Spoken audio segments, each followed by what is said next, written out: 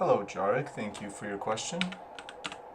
Yeah, it's a good question. So I often do change the green primary in the calibration tab to be around plus 40. That is true. In this particular image though, I'm also messing with HSL here to kind of make the green a little more warm. That's unusual though. That's more because there was a lot of green light coming from outside from the garden in the window here on the left, and this green light was going into the room and creating these kind of colors, which look pretty cool overall. I mean, I'm happy with them, but I didn't want it to be that green, right? Or even that green. So I kind of felt like toning it down here a little bit was good. Maybe even a little more. Maybe minus 60 here. Thank you, Dwayne. Appreciate that. So yeah, I mean, I've also kind of, I brought up the vibrance. I usually do about plus 40. That might be a little too much for this image. Maybe we'll do plus 30. Yeah.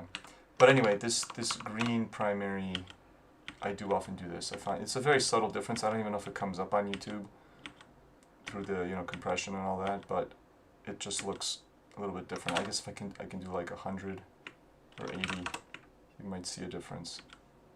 But eventually it's too much. It starts to make the skin look this weird peachy color, like somebody drew it with a crayon. Like a Crayola peach. Anyway, so plus 40. I typically do this, and I also typically adjust the shadow tint to be purple, which maybe I overdid a little bit on this image, maybe around 4. But around like, 4, 5-ish over there. So yeah, I do mess a little bit with the green channel to kind of improve things. But it's not only a Nikon thing. When I use my Ricoh, I also do similar changes. So I don't know if, I don't know how universal that is, if it's for every camera, but I do find I have to tweak it a little bit. Yeah, and it also, varies from Nikon to Nikon. The older cameras were a little bit different, of course. The D4 back in the day was a little different, but I had to do similar things.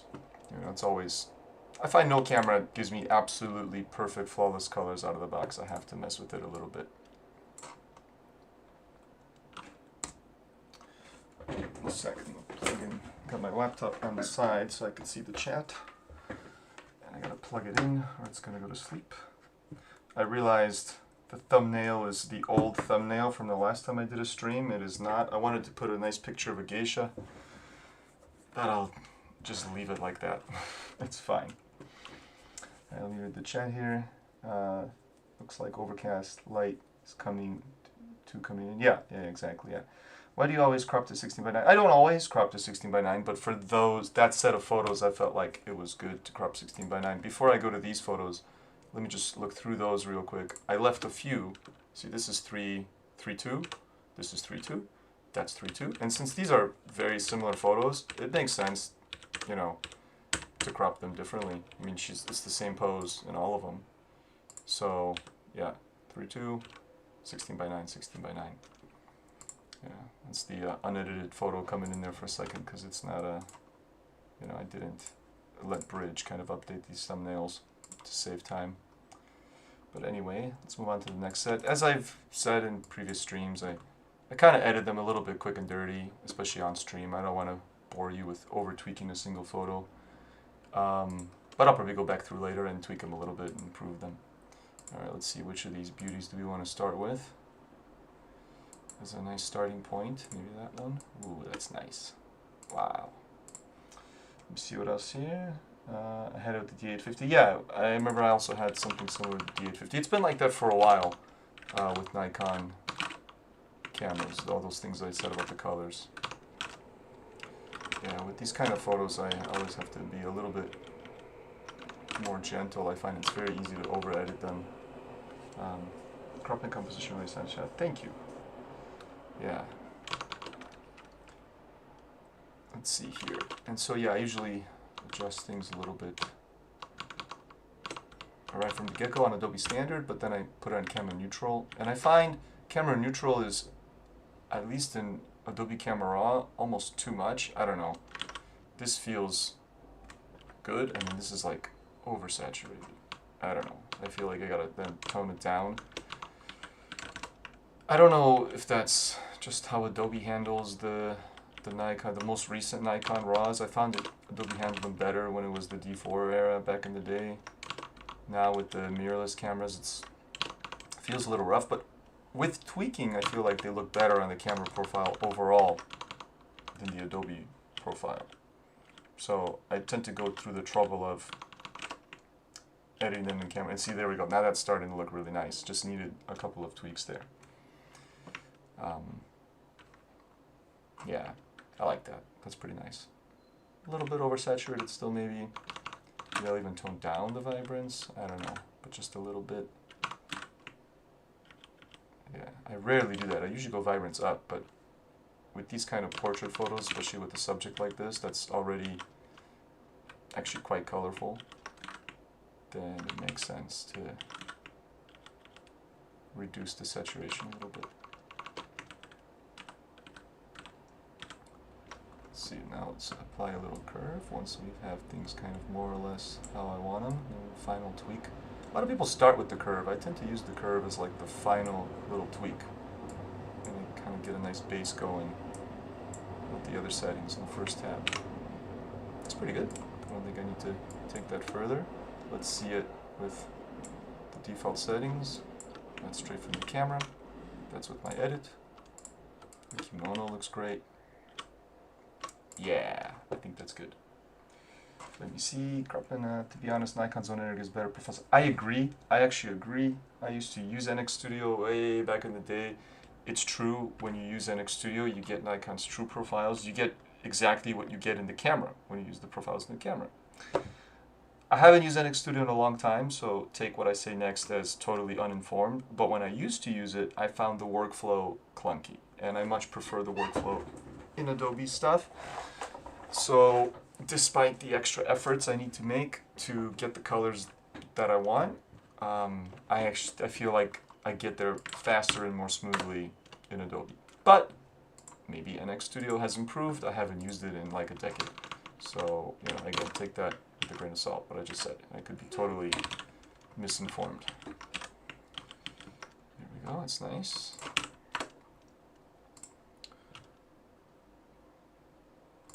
Lovely. Let's see, should I dump the blues? Sometimes on these, like when there's a window from the outside, you know, you get this blue up here, and then you see on her collar there's this blue. It doesn't, you know, that looks natural, looks realistic, but sometimes I find toning that down, look at that, just kind of neutralizes that blue and therefore warms up the image because you're getting rid of blue. I don't want to get rid of it too much, but like, yeah, a -40 I think is nice. There we go. You know, I try not to over-edit my photos, but if I can perfect something small like that, why not? You know, it's part of the art. Let's see here, this one's a little too dark. Shot on f2.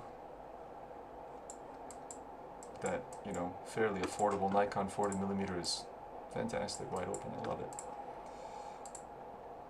Okay, and beautiful, and I like when I asked her to look up and then the outside light catches in her eyes so beautifully, makes them really light up. It's lovely. A little bit overexposed this one, maybe, no? Yeah. Maybe just drop the curve a little bit.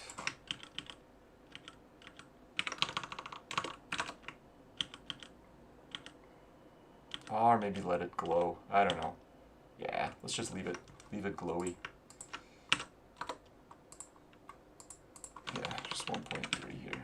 Yeah, like the other ones here. That was 1.3. Yep, that's 1. Okay. Cool. Let me see the chat here. It's good to know about NX Studio. It's good for students who are in budget, but uses it. Yeah, I mean, again, I don't want to knock it. I think NX Studio, I'm sure it's very good. In the end, it's just like what you're used to with workflow. I mean, a lot of people keep telling me, Lucas, you should switch over to Capture One. And I hear good things, and I'm just like, I gotta learn this new thing, and I get it done. I get it done in Adobe, you know. It's just different tools that ultimately get you to the same place. Let's edit the later version of the same view. So we had the lovely, well, wait, hold on a second, what is her name? Fujichio, there it is. the lovely Fujichio without the makeup, and then she left and came back an hour later with the full makeup in her full Geisha regalia. Should we do the same settings, see if they still work? Not at all. The light changed, so that's, yeah, totally off, so we'll have to start from scratch. Let's go straight to that. Yeah, this is much warmer. It must have gotten much cooler there. Let's see here. How would Olga Karlovac edit her strange style of images? I have no idea who Olga Karlovac is, so I don't know. I cannot answer that question. Let's see here.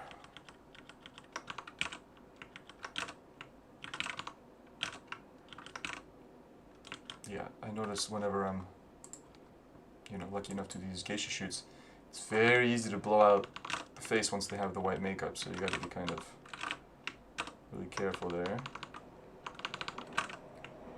Typically I like to go a little minus on the clarity, a little up on the thing, on the haze. And then, yeah, see here I might get away with some extra vibrance and then a reduction in saturation. But we're going to cool this off a bit more. There we go. And this like yellow cast from, it's going to be difficult to work with from kind of some sunlight or something from outside. I don't know where that yellow's coming from. Well, we might leave it. I don't know. Okay, now let's do the trick with the greens. That's definitely too much. Like I said, usually about 40 makes it about correct. Sometimes I do a little bit minus on the blue channel here in the camera calibration. Brighten it up. Drop the shadows. Some final color tweaks here. Let's see what we can do with like removing this bit of yellow. That does look pretty nice, kind of neutralizing the yellow. Not that much though, that's overkill. I tend to, when I edit, I go like really deep to see kind of the effect, and then I tone it down, like minus 30, something a little more reasonable. But I don't know, I'm not 100% convinced on these colors. I feel like I need to change the white balance or something. Something's a little off. I'll reduce the blues like last time.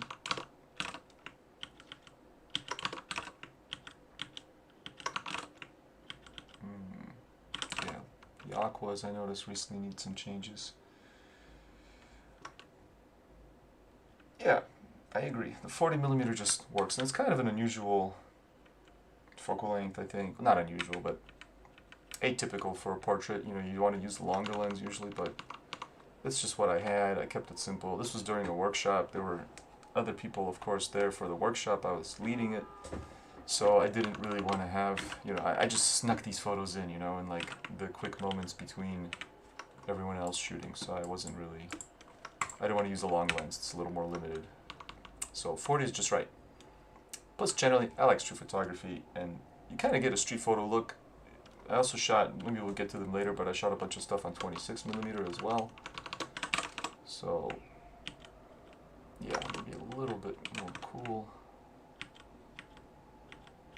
Yeah. Let's go 5500. Then a little more green. This is where the differences are so subtle that you can barely see them. That cleaned up pretty nice. I kind of like that. So let's go here.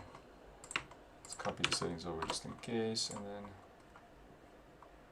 let's reset here to default. So what we started with, which sort of has a charm in its own way, straight from the camera, nice neutral shadows, nice kind of, dynamic range, but this is a little more poppy and a little more true to life. I mean, her kimono was definitely closer to this color, and that red was that red, as opposed to this, which is definitely too kind of gloomy. So, yeah. Although really, I guess I was shooting on camera neutral, it was probably more like this. In any case, this is better. Okay. Put all those settings on all the other shots. Finalize the exposures. This is on f4, by the way, guys, so it's very crispy. Very crispy. This is on f2, as we saw before, so much more dreamy. Right? But still quite sharp. Okay. Moving on.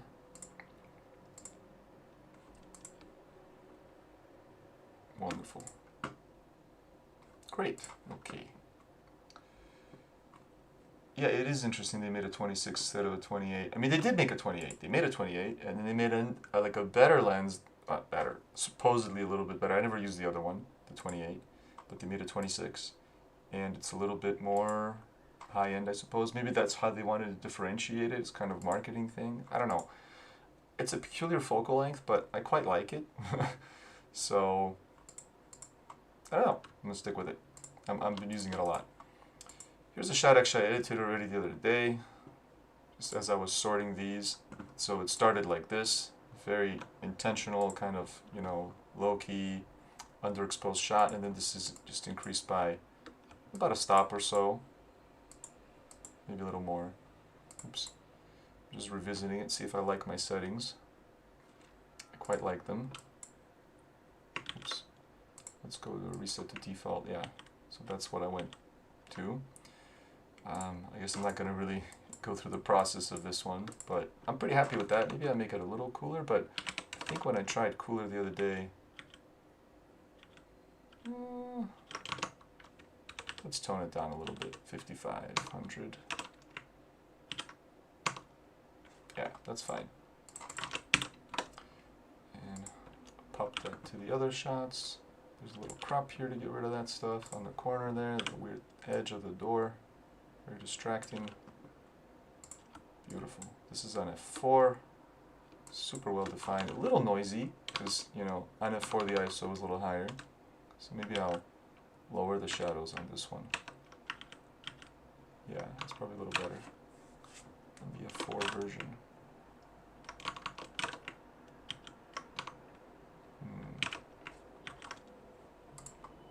Yeah, but this one was on 64 ISO, so pushing those shadows, they look fantastic. Whereas on 250 ISO, pushing the shadows, not ideal. Would have been better if I was already over 400 ISO, but I wasn't really paying attention to my ISO when I was shooting this, so it is what it is. But it's fine. It doesn't matter. I think the f2 shots are better anyway with the low ISO. Cool. Alright. Let's see. I don't really want to edit these, you know, these high key silhouettes. These are kind of not so much fun. Let's do this one with the lipstick, applying lipstick. This is nice. These were also shot really off the cuff in like the last moment because we had to get going to her doing the dance for us. Let's see, which one should we work with? I like that one. Yeah, cool. Again, kind of a deliberately underexposed shot, shooting into the, you know, against the light, but that's okay. I don't always necessarily like to shoot very like idealized, perfect portraits. It's not really my thing. I like to make them look very candid. Even though it's a stage, you know, we ask her, can you please, you know, pretend to put on your lipstick a little bit, you know, and make it look cool. So full disclosure, this is not a real candid moment, but I try to shoot it in a way that sort of looks candid. Yeah, the camera neutrals, as always, better overall, although it's trickier. A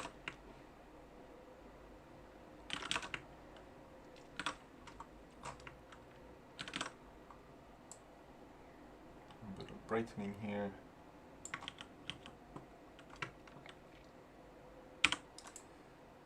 And then once again we could try 16:9 because it kind of, you know, removes that top bit up there with the light and it gives it this cinematic look, which I quite like. That's another thing. I just like 16:9. I think it looks cool. You know, simple as that. It just looks cool. Looks like a still from a movie, even though it's kind of cliche.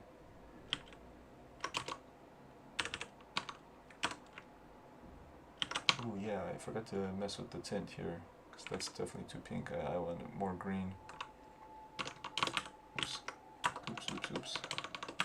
Down to 8. Yeah, I like this green version. It kind of emphasizes the greenness of the garden.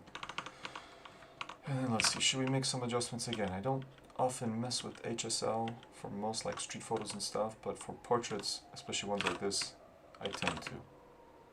Yeah, we can make these aquas more green. A little bit. And then should we reduce the blues? Kind of like, removing this blue cast on the hair, right? See, that looks clean, but also like a little less natural. So probably not -80, but -40, just to tone down the blues a little bit. And that's it. I don't think I need much else, just a couple very fine adjustments. Adjusting things that probably don't make a huge difference, but I noticed them, so I gotta fix them.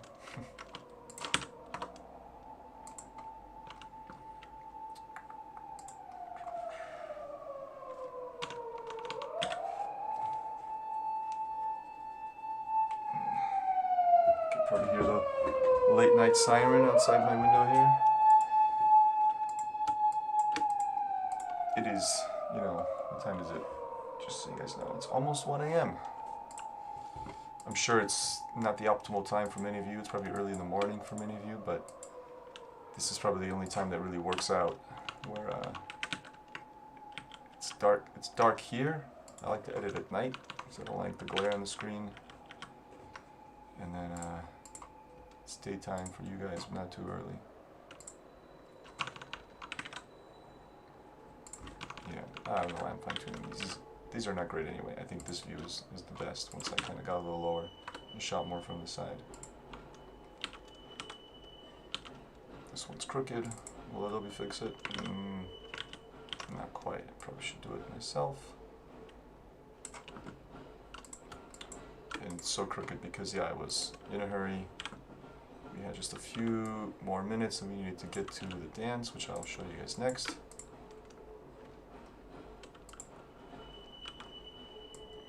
Fix that one too, even though these are not ideal.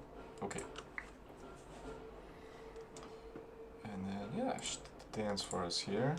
I'll probably just open a whole bunch of these.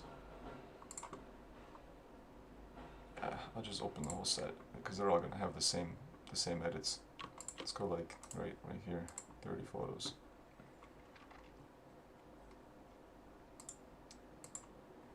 And then let's see, 9:49 a.m. here. Yeah, so reasonable. But I imagine a lot of people are not on YouTube wanting to watch a rando editing photos in Japan at 10 a.m.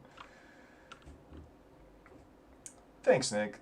Yeah, I might have seen your comment, or at least somebody was commenting on that Z6 video. Yeah. Yeah, I like editing at night. Do you ever use masking? I do use masking sometimes, but not very often. I try to avoid it because it's tedious. So I'll do it for example, for pro work. If I'm doing work for a client and there's some photo that needs a little bit of extra love with some masking, oh yeah, I'll do it. For my own photos, I tend not to. Yeah, and here you can see a huge difference between Adobe and camera neutral. Again, I feel like camera neutral just gives more colors, but it's almost too much. Whereas Adobe, her face is more white, rather than this where it's like violet. So I don't know which one's better. I'm probably going to stick with Adobe for this one, but I might start with neutral and then see if I can kind of work backwards from there. But yeah, Ralph, I tend to edit at night, almost always. I mean, daytime, I can't see much on the screen in my room. It's kind of bright. I don't have like, a way to make it dark easily. So like fully dark. So I tend to do it at night. Plus at night, I'm kind of in the mood to edit. Usually I'll put on a podcast or something. Of course, some music. Or just some rando YouTube stuff.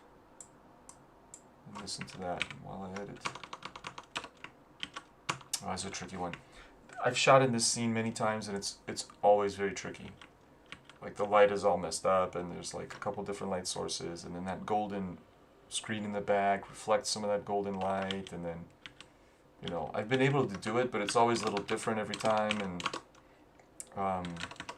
it also depends on the lady's exact makeup because it's not always the exact perfect neutral white color. Yeah, I don't know, do I want more glow or less glow? Yeah, this is kind of it's a bit of a wreck of a photo, honestly. I always take forever to edit these, but eventually I do make them look nice.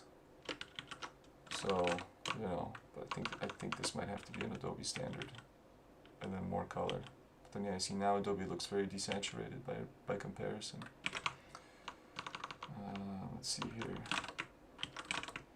Every once in a while, I'm usually pretty good at like digging myself out of the rut, like out of a downward trajectory in terms of the quality of the photo.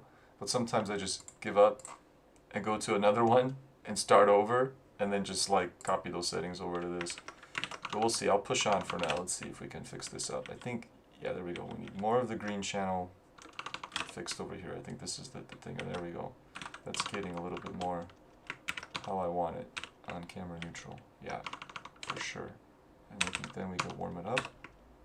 Oh, there we go. Now we're getting this nice golden color in that screen. And again, someone, you know, a great question about masking. This might be a case for masking. This might be a good example where if I mask it, it would be easier. You know, just put a little mask on the face. But I kind of want to, you know, I want to solve this conundrum without resorting to that if I can. I feel like it's doable. Oh yeah, there we go. Oh yeah, there we go. Getting rid of those greens. Like toning them down a bit. I'm not going to mess with that. That messes everything up. Yeah, I'm not going to reduce the blues on this one. Maybe just a touch. And bring the pinks back. As I said in the other photo, it's hard balancing the makeup, because the makeup is very specific once, you know, once they put that white makeup on. Okay, I mean, it's pretty good, right? I mean, it's not total crap. That was what we started with. We ended up with similar colors, just more contrast. I don't know, probably I could have done a lot less steps and achieved the same thing, but in my roundabout way I kind of got there. Pretty cool. This one needs a bit of a crop, I'd say, to 4:3.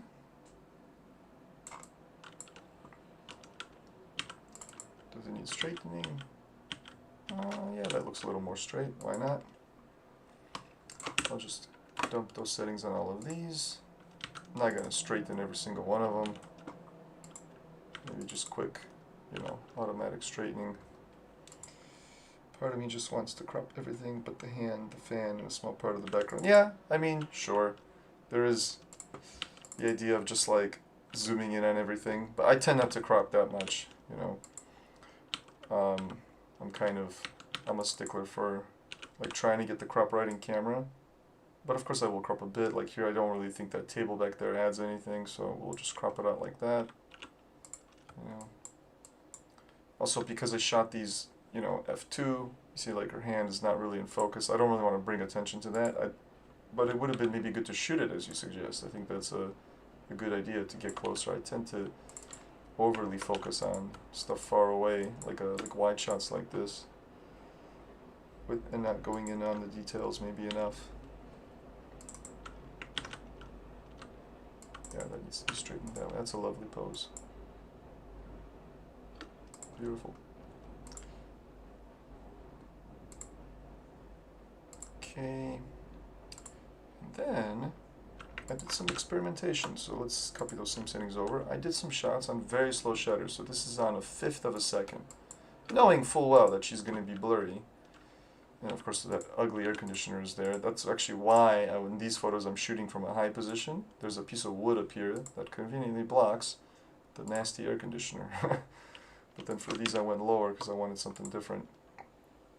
But anyway, I wanted to go for something abstract with this movement like this. And I don't know if I succeeded. Like this is pretty cool. Sans air conditioner.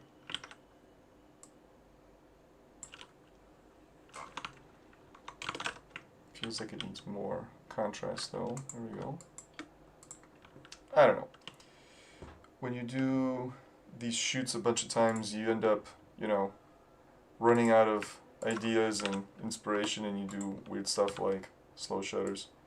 And actually what I was really hoping for is something kind of like this, where you could see her face but still the motion blur. I'm quite happy with this one. This is pretty cool. How did I end up in Japan? Well, when I was in university, I took Japanese lessons, I got class in Japanese, and that was fun. And the professor recommended to the class that there's a yawning 1 a.m. that there's an exchange program available, and I just went. I went on exchange to Japan, and I spent 4 months here. I had a good time. It was very fun, very interesting. And then I went back. I graduated from university, and I decided, you know what, I want to go live in Japan. So I got a job as an English teacher in 2008, and then I came here, and I've been here ever since. This one, yeah, it would have been amazing if I got her completely sharp somehow, magically, miraculously, at 1/5 of a second, you know, face sharp while the hands are moving, but that's pretty good. That turned out alright, so that's a pretty nice one. I like that. I don't know if we'll get to it tonight, but there's another shoot. This one's pretty good too. See, her face is quite clear, like her eyes are clear, but there's movement around. This one might even benefit from a crop to about here. You know, something like that. I don't know.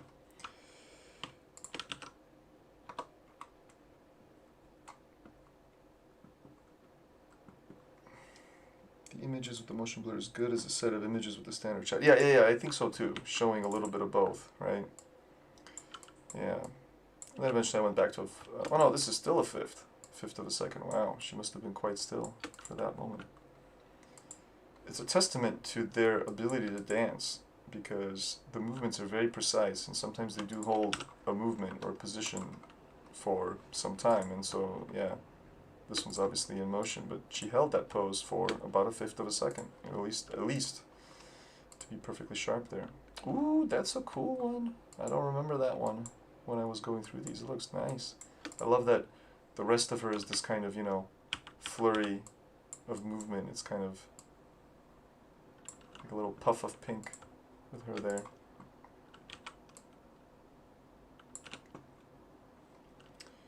Let's see.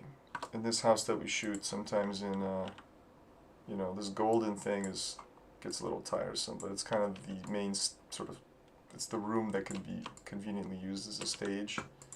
So we always end up using it, but I'm a little bit sick of it, honestly, because this gold is so overpowering. Ooh, that's a cool one. I'm just cropping off that top bit with that, like, little bit of a window screen up there. And then pulling up the bottom to kind of center her in the frame.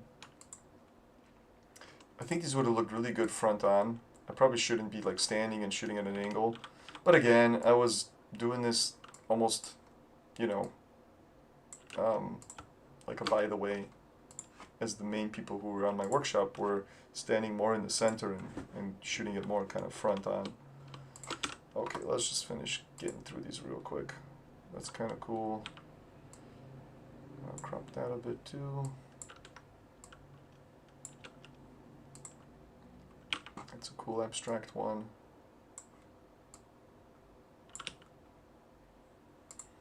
And then this was nice where you can see the back of her kimono with the obi, the sash, the big sash, really like creating this green blur.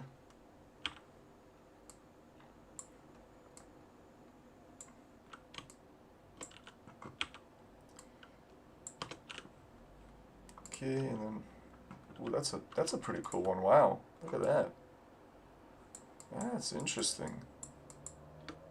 Wow, wasn't a 1/3 of a second for this. I must have. I do recall trying some slightly different speeds. Yeah, I sped it up a little. Wait, is a 1/3 faster than a 1/5? No, that's slower. So I slowed it down for this one. Yeah, pretty cool.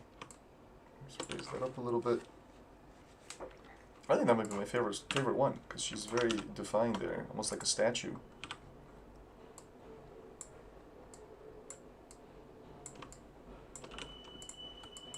Okay, that set's complete. That should be mostly the end of Fujichio here, because after the dance she left. Yeah, there's a few more, but I'm going to switch to a different lady on a different day.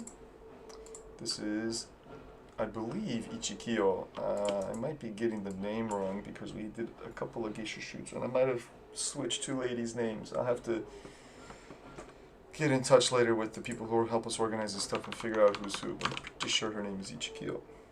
Let me see here. Now that the Z8 has come out, are you thinking of grabbing it? Nope, definitely not.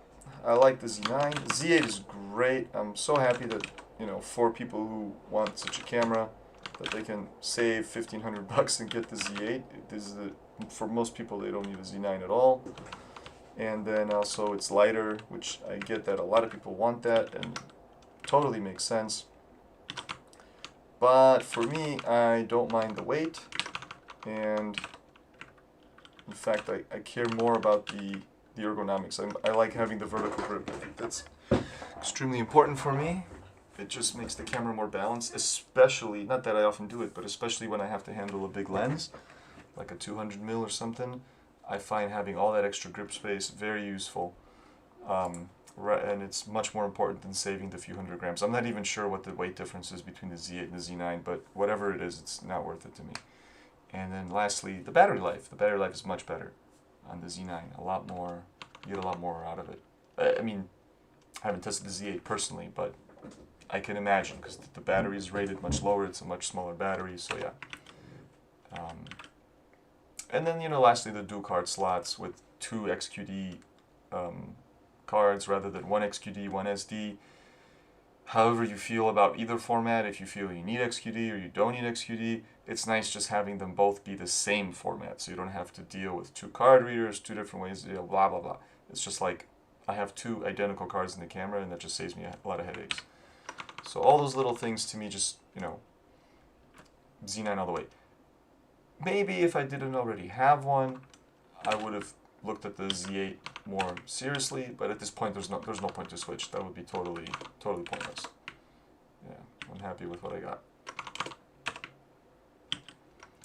Alright, let's see here. Maybe a little bit of vibrance.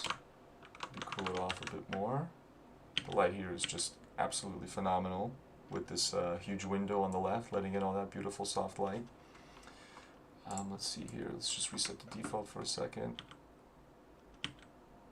I mean, yeah, that's better. I'm very happy with that. A little interesting, notice that her top lip is not red, only the bottom one. And that is a sign that she is a first or second year Maiko. So she is very green to being a geisha. And this particular lady is only, I believe, 16, I think she is. Yeah, and so she's just started. Already, though, she was very lovely. You could tell that she was a little new to the whole thing, but later when she performed the traditional dance, she did it very well. And she was a great sport with us this whole day. I mean, whole day. We only had her for about an hour and a half, 2 hours, I guess, total. But it was very warm in this house that we were shooting. It was quite a hot day. Actually, somebody on the channel, I don't know if you're watching the stream now, but somebody said they spotted me in Kyoto that day, heading back to the city from where we were shooting here. So, and you commented that person commented that it was a warm one, and indeed it was. It was a very hot day. So thank you to Ichikio for putting up with the heat, because I'm sure it was not comfortable in that kimono in the house that we were in. Okay, let me see what I can do here to kind of finish this off. This is what we didn't mess with yet. Do I want to mess with it? We could turn down the green. I kind of like the greenish background. I could make the greens themselves more yellow. I feel like this photo doesn't need anything in terms of... And of course we're not going to be able to touch the blues here like we did on the other one to remove the kind of blue light, because obviously it'll make her blue kimono not blue, and that would be terrible. So yeah, I'm not going to mess with anything there. I like these colors. I might just pop up the green primary here to see what that does. Let's go to 30. Oops, not 300. 30. And a little less purple here. Let's go to 3. Okay. I think this is good. And I'm going to select this one. This is nice.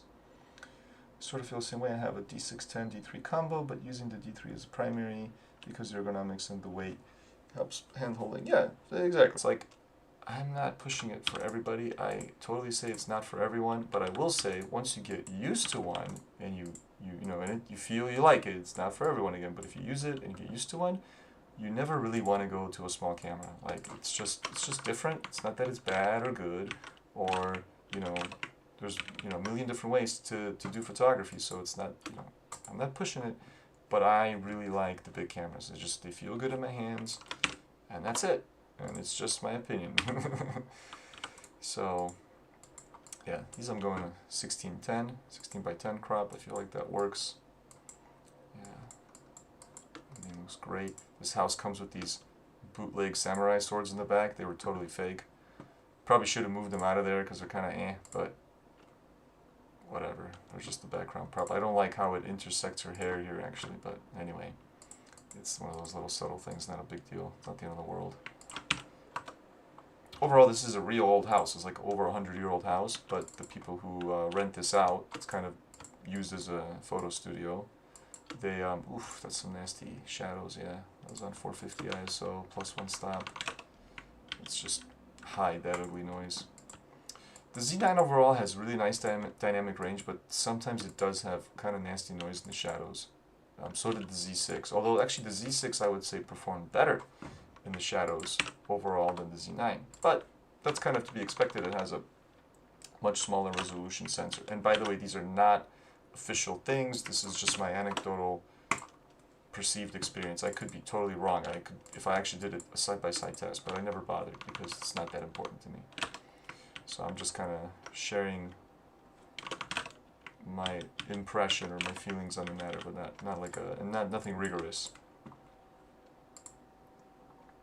But yeah, like this example, like the shadows are okay.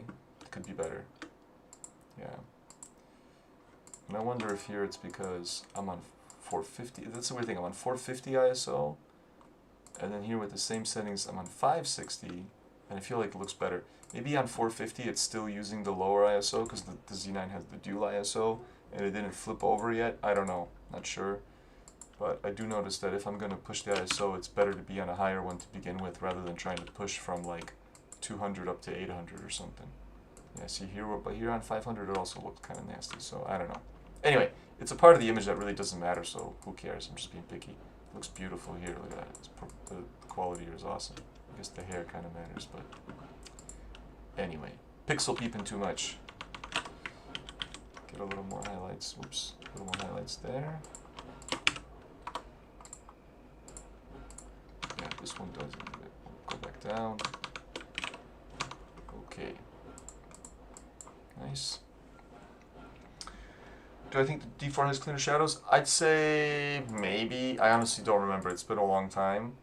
And anyway, it's a 16 megapixel sensor versus a 45 megapixel sensor, so it's like, it's not really a fair comparison because, I would never, just going back to this image, for example, I would never blow it up that big. Like on the Z, this is an 8,000 by 5,500 pixel image, right?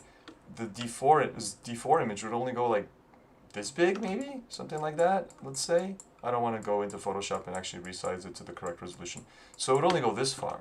And as you can see, this far it looks fine. Like yes, there is some kind of crummy colors back there in the shadows, but and I'm also scaling it in here. If I actually open this in Photoshop and scale it down properly, this would actually look really nice. There's like no noise here, so it's a pretty unfair comparison. Whether they're cleaner or not in terms of raw noise, I cannot be sure, but I'm pretty confident that overall in terms of the amount of detail in the shadows, in other words dynamic range, pretty sure the Z9 is better than the D4. Again, I did not do rigorous tests, but just, I've been shooting in similar conditions for many years, around Tokyo, similar spots, similar places, and I just know that I'm able to, produce like final edits of certain scenes with, an amount of detail that I know I used to struggle to get on, for example, the D4. Having said that, D4 is still a great camera, and I mean, it still produces great images to this day, unless you need all this extra resolution, which frankly I don't really need anyway. It's just kind of there. Somebody, whoever was asking me like, would I get a Z8? If the Z8 had all the qualities that it has, like of the Z9, all the things that it has, the abilities, the AF system is fantastic. Like it's basically has all the same stuff that a Z9 does, but just no grip and whatever, just a few missing things. so it doesn't interest me because it's so similar. But if they made a Z8 with a 24 megapixel sensor and more dynamic range and like better low light performance, even better than the Z9, which is already great, that might actually win me over. I wouldn't trade in the Z9, but I would be open to having 2 cameras, although that would be a very expensive proposition. But you know, one of these expensive cameras is enough. But anyway, I digress. Since they both have the same sensor, they're so similar that yeah, I'm happy with the Z9. And then what software is that? This is Adobe Camera Raw, which is essentially like Lightroom. You could think of it as Lightroom. It has, I believe, the exact same underlying raw processing engine that Adobe, devised for processing raw images. And it has, these few tabs are all, I believe, I haven't opened up Lightroom in a long time, but I believe these tabs are all the same. Lightroom has some additional bells and whistles that Adobe Camera Raw doesn't, but the biggest difference is that Lightroom also allows you to sort images, whereas ACR does not really, beyond just what you open. For that I use Bridge. So I like using Bridge in conjunction with ACR rather than doing everything in Lightroom. And that's kind of like the Capture NX question from before. I haven't used Lightroom in years, but back when I tried it, I didn't like it. I preferred this solution. Maybe Lightroom is better now and would suit my needs, but more appropriately, but I'm already using this combination, and it works great, so I'm going to stick with it. Okay, it's pretty nice. Let's just reset the default for a second. Yeah, it was clearly way too dark. Yeah, and you see, just to give you an example here, so I pushed this by 1.5 stops. And, I mean, there's no noise here. Very little in the shadows in your hair. But that's because I went from 125 ISO. So by pushing from 125 by 1.5 stops, I'm effectively at like what? 300 something, 400 ISO? Let's say 300. Yeah, 300 something. Anyway, so when you push through that threshold of 400, if you go from below 400 to over 400 with the exposure and other adjustments, that's when you see a lot of nasty noise on the Z9. And I say nasty, it's not that nasty, but relatively speaking. And that happens because the Z9 has a kind of dual ISO. It switches over to a higher ISO. So I tend to try to keep it either over 400, like 500 and up, or well below 400, like way down on 64. But in this kind of high pressure environment, where there's a lot going on, I'm shooting, this beautiful lady, and then I'm also teaching a workshop and telling people who are on the workshop, like, hey, try this shot. Part of the reason I'm shooting is I'm shooting my own shots to be able to see what's going on, and I can say to them, okay, try it like this or whatever. There's a lot going on, a lot on my mind, so I don't pay attention to the ISO, like, is it over 400 or under 400? It's just like, whatever. But in an ideal world, I would try to always nail that. Do we need a little more light here? I think we do.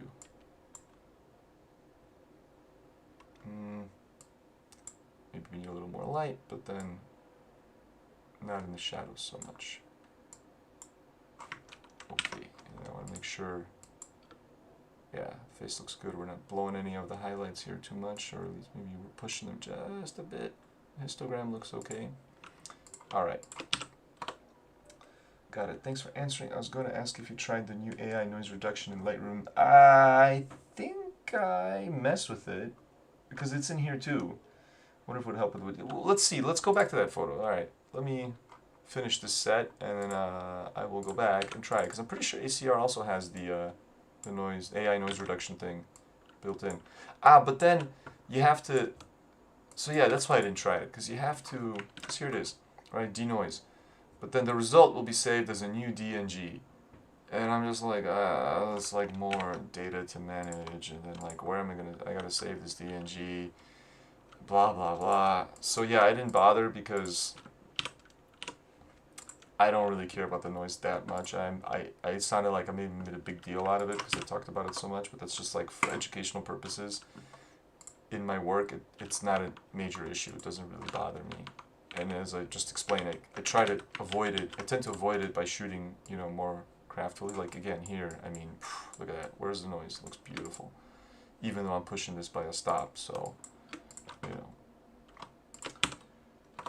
Thank you for loving the channel. And I know I should say one reason I'm doing this stream, I don't usually do these photo editing streams. For no real reason, I don't know. I'm kind of, I guess usually when I'm editing, I just kind of want to like have a calm, quiet evening, and as I said earlier, like listen to a podcast or something. And you know, just take it easy. But I felt I owed it to everybody, and I also, you know, I enjoy just riffing and talking about stuff while I'm editing. It's fun. But I felt like I owed it to everybody because we are posting videos very slow.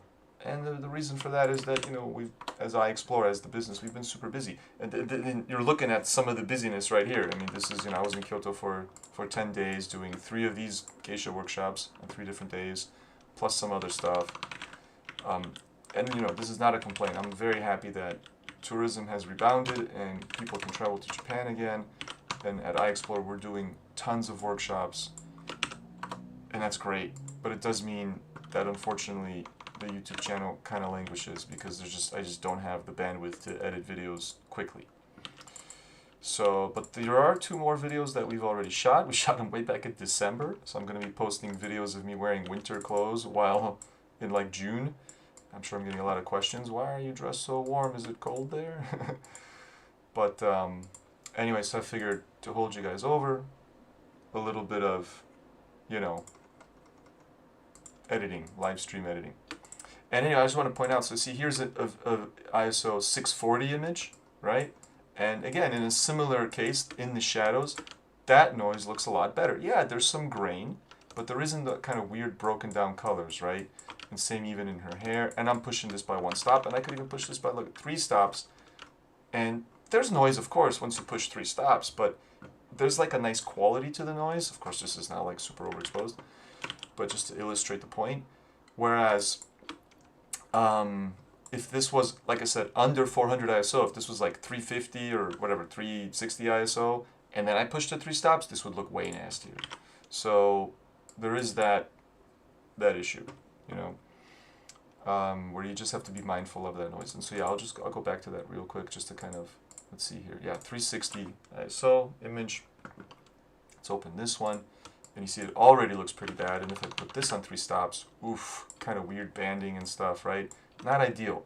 So that's just one thing to be mindful of on these latest sensors. In the, again, the Z6 and Z7 also had this. The ISOs, the border might have varied, but they also have a dual ISO. So that's what I'm referring to. This weird kind of like breakdown of the colors, some banding. Not so much the grain itself of the noise, but the color issues. So again, 360 ISO. And strangely, at 640, it actually looks better, which is impressive. Yeah. You want NEFs? You know, I was thinking maybe I should share the NEFs on Patreon. I wouldn't want to share them just like everywhere on YouTube, but I was thinking maybe I could put them on Patreon for Patreon supporters. It's one of those things I keep telling myself to get around to do, and then I forget. But yeah. Let's see here. This is a nice set. Again, I'm thinking outside the box. At this moment, the people who were doing the workshop, they were in the other room shooting her from, you know, she's looking at where they are. And I went around to this side room while Axel was actually, he was there too. He was with them, helping them, making sure that they're getting good shots. Although they were pretty good photographers and already quite experienced, so they didn't really need much like support, you know. They just needed shot ideas. And I went over and I tried this shot. But then when I showed it to them, they were kind of like, it was too weird for them, too esoteric. They wanted to do the more straightforward things. So I was like, okay, that's fine. So I just shot these on my own. Well, thank you so much, William. I believe that is the first super, I don't even know what these are called, super support thing? I don't know what these are called, because it's the first time we've ever gotten one on a stream. So that is extremely appreciated. Thank you so much, William. I appreciate that. Wow, amazing. Yeah. So this one I already edited again. It looked, you know, well, that one's edited too. It looked kind of like that. Let's see. I'll reset to default. Yeah, quite underexposed. And, you know, this was 200 ISO pushing 1.7. And, you know, the noise here is okay. It just seems like, look at that. There's not too much noise in the shadows here. I'm sorry I'm pixel peeping so much, but I'm just like, I'm on this topic. So it doesn't happen every time. That's the other thing. I feel like as you get closer to 400 ISO, that's when you run into that issue. So it's like, it's like you want to be at the lowest ISO possible, but if you're going to be close to 400, you just want to skip it entirely and go straight to 500 or more. That's my feeling. I wish there was a mode in the camera like that. Just skip 400. Don't do 400 ever. Anyway, I'll edit this one from scratch just to see if I come up with a different edit. And then, you know, you guys can see me do the process of this one. And look, we can even push this even more. Let's go 2.5 stops because it's on 64 ISO, so I can push this like crazy, and it's going to look great. Super stickers, that's what they're called. Thank you for the super sticker. Appreciate it. Yeah, and num that will also vary from camera to camera. So don't, you know, if you're shooting with a different, you know, camera maker, like if it's, like for example on my Ricoh GR, this is not an issue. You always just want the lowest ISO. I'd rather have the lowest ISO and then push it later. Well, but the Nikon, because it has what's called a dual ISO, so it has two native ISOs, I don't even know how they achieve that from a technical standpoint. It's totally beyond me. I'm not an electrical engineer. So that when you're shooting on one ISO, you get a certain like performance in terms of noise and dynamic range. And if you're going to push it in post, and when I say push it in post, I mean this. I mean adjusting the exposure in post, right? And also to some degree pushing shadows. This is also a similar thing as pushing exposure. If pushing those things gets you past the upper range of the lower native ISO into the second dual mode, then you're better off just being in that dual mode in the first place. So there you go. So it really depends from camera to camera. Thank you so much, Art Life. I was quite happy with this one. I do like it more after we closed that back door, that screen back there. I think that's better than the open garden, but I'll keep editing this one for now. Let's warm it up maybe. No, that's way too warm. Yeah. She also looks great, like from this angle. It's just, I think this angle really suits her. And by the way, the hair ornamentation of a Maiko, this like long descending ornament, this is a wisteria, which is a May, you know, a flower that blooms in May. And so the hair ornamentation is always seasonal. And on top of that, only really the Maiko, the young, you know, like kind of new geisha, up in, you know, in their first few years, they wear this very kind of flamboyant ornamentation that really goes down and droops down all the way across the face like that. The older geisha, that are called geiko, don't wear such flamboyant hair pieces. They're much more subtle. I actually feel like I want to just blow out that background. That garden does not look very good.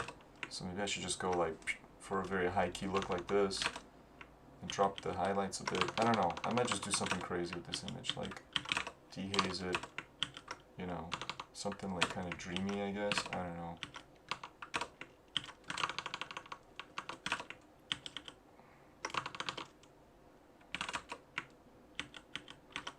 A little warmer. A little more green.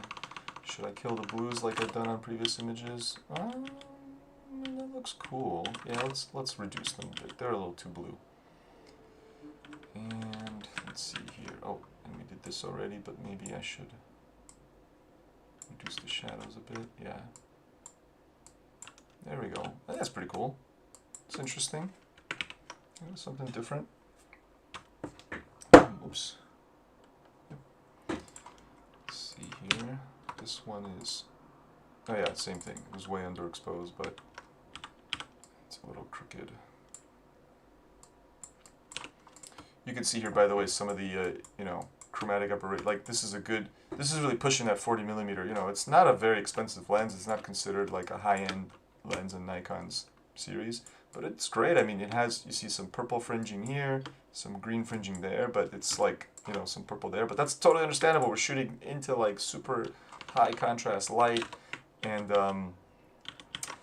you know, it's on f2, it's wide open, so it's actually very well controlled. It's a great lens for the price. I'm very happy with it, and it's like very cheap and plasticky feeling. It has a plastic mount, like, but it's good. It's good glass, so you know, I like it. Very good lens, this 40. All right, that's a nice one. I guess I'll just pop the same settings on all of these. Yeah, an uncharacteristic smile. Geisha, once they get, you know, pretty experienced, they tend, when they smile, it's more like a smirk. They tend not to smile like, you know, this lady here, but she's just a little young and bubbly, and she's having a good time, I think, and being very friendly. So you know, she's a little more emotive, I should say, emotive, showing her emotions, and we appreciated that. I think everybody liked that on the shoot. It was nice. She was very charming.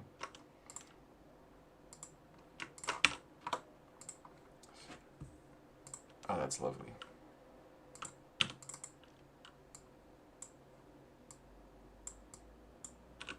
Cool. I don't know what this post thing here is. I really don't like it, but whatever. It's there. I'm not gonna do some Photoshop magic to get rid of it. I think it doesn't matter. No one's gonna notice that. No one's gonna look at that background. So it's just good. Now let's see. Should any of these be 16 by 9? Maybe not these, but maybe later ones. Oh, that's lovely too. She looked over her shoulder like that. A little bit out of focus, but F2. Oh well. Yeah. And so yeah, these are the ones I edited the other day. I already have some settings. So usually when I do this, like I just did 2 versions, right? I did this new version, and sometimes I'll just like drop that on and then compare, and then see that's definitely too bright, but the colors and the tones are very different, and so now I have this choice. Do I want this warmer version? I kind of like this cooler version. You know, warm seems too obvious. Cool seems to be like, you know, maybe we can do it a little bit warmer. So wait, what was this? This was 4500. So let's try 4300 or 4400. Yeah, let's do 4350. Split the difference. I feel like that makes these a little better. I think they're too cool otherwise. I don't like when it's so cool they look like they're underwater.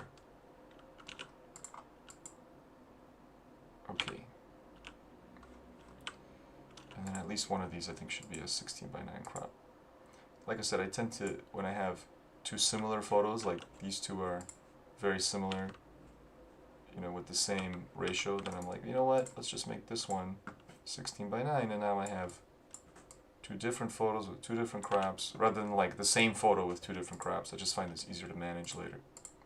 I quite like that. Cinematic. Nice.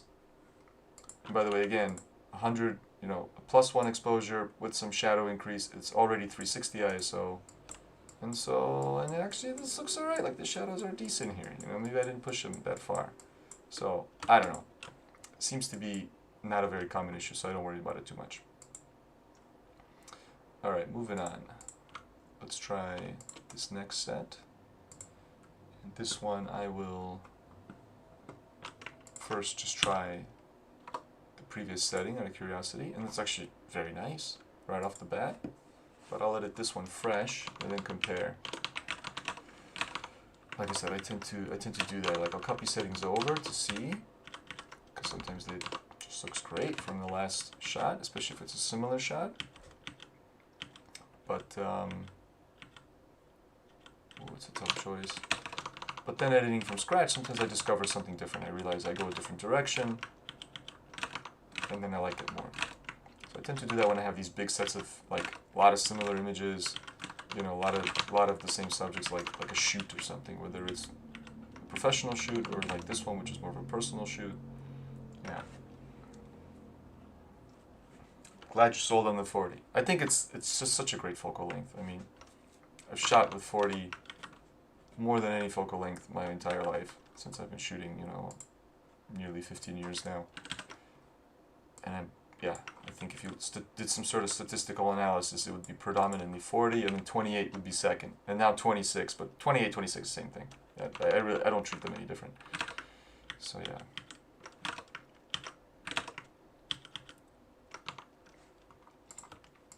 And again, at f2 looks great. You know, I mean, also the Z9 does an amazing job focusing this. I mean, there were some out of focus shots, and like a couple of hundred. I probably shot like 800 photos on each day of these geishas, And you know, in all the photos, of course, there were some out of focus, but very few. The hit rate was excellent, and even when shooting in this difficult light, you know, through this door with like the backlighting, and it was just nailing the focus on her here.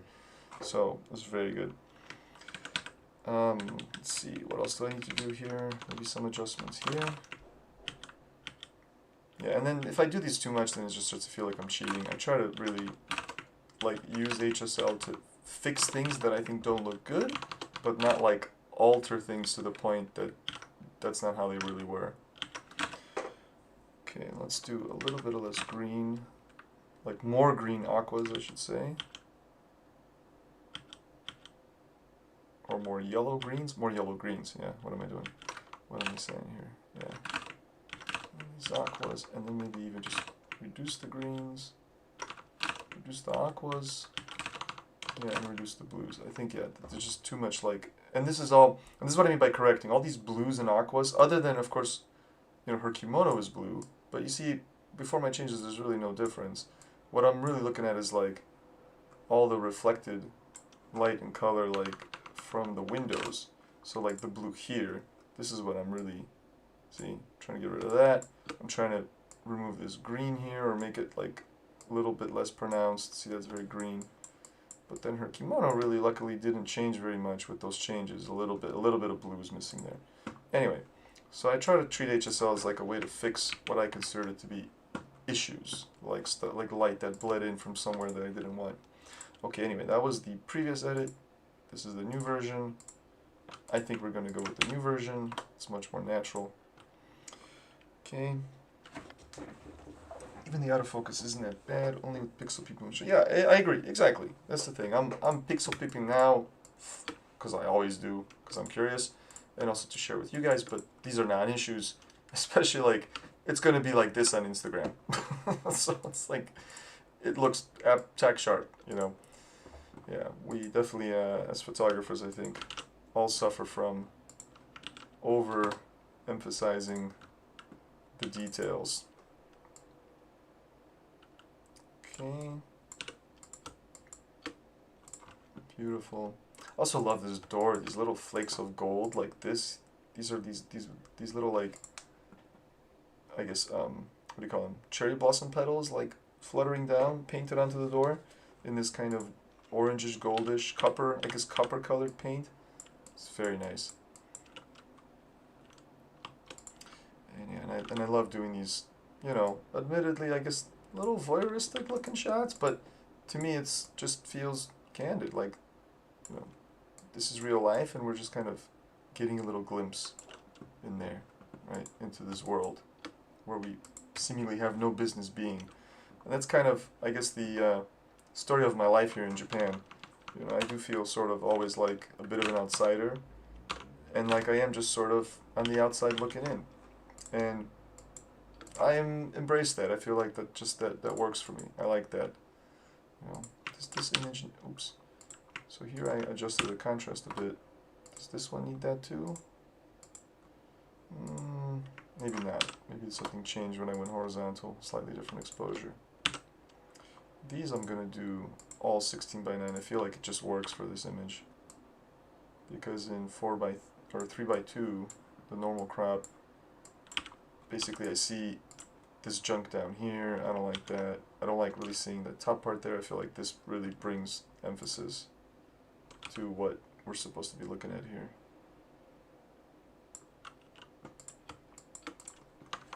Okay, and then out of curiosity, sometimes after editing, I still go back to Adobe just to like convince myself that camera neutral is the way to go, and it is. Adobe just feels desaturated now. After all my changes, of course, I could try to, you know, saturate it up a little bit, you know, with, you know, I could do something, but I find camera neutral is just overall better and more accurate colors and less issues with like broken highlights, which we're not going to see in these images, but especially at night in Tokyo, in the city, sometimes it happens.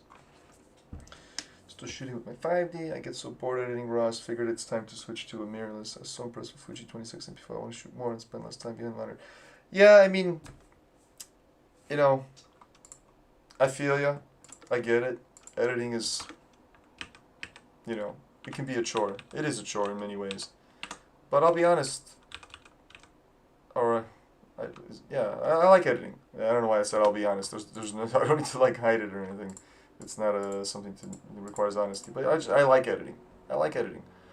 Um, I don't like when I have a ton of editing. Like you can see all these folders. Favorite, in the favorites here. This is folders that I need to edit photos in.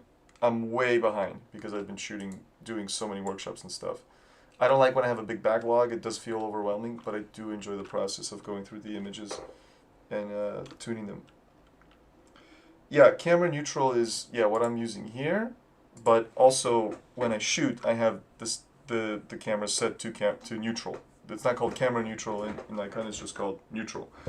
I don't use standard, but when you open up RAWs in Adobe software, it ignores that setting. Whatever it was set by default, it opens up Adobe. I could change the default. You could set up a preset. See set raw defaults, and then you have this window, and you see I do have a Z9 preset.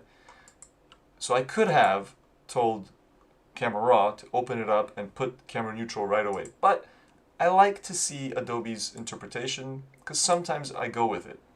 Not always. More often I go with neutral, but sometimes I go with Adobe Standard. So I don't mind opening it up in Adobe Standard and seeing what's what. And then also I have Adobe Color here because, see, it's a little more punchy, a little more contrasty. Sometimes that looks good for certain photos. I mean, that already looks pretty cool, just straight up like that. And also on the Ricoh, I do like Adobe Color. I find it works really well.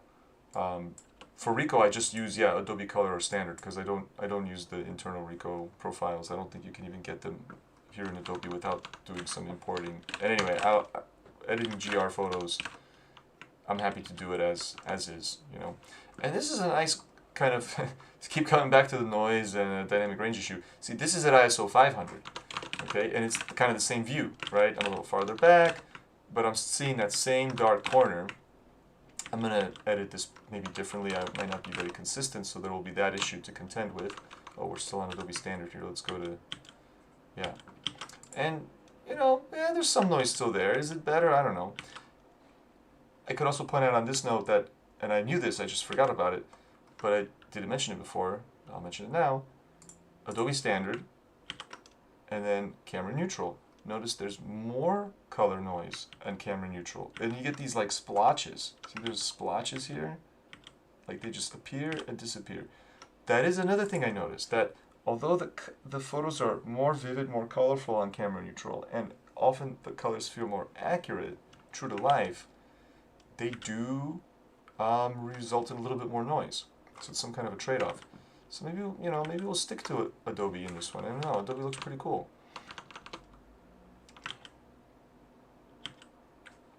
Yeah, but then see, this one by more natural though. So, but on Adobe, this red is like quite dark. Yeah, the reds and stuff do feel a little more in the greens. Feel a little more there, and then I got to tone down the yellows a bit. I don't know. It's tough. Again, I love the Z9 overall. I think it's a great camera, and all the Z cameras, but I do feel like they require, at least in my experience, a little more finicky editing in post, but once you put in the effort, it's worth it. Again, going back to the point though that editing is not for everybody, and I totally respect that.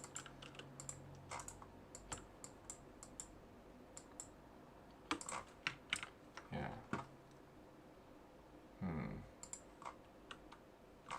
Let's brighten this one up. So wait, what were my settings here? 130 minus 20, 40, 40. I'm just really curious now, like, oops. Straighten that. 51, yeah. So that's that's Adobe. And yeah, see, now it just feels kind of desaturated, but this is kind of overly saturated. Man, it's so hard to choose with this particular image. But we didn't really finish this part. I need to tone down the tint. It's definitely too purple.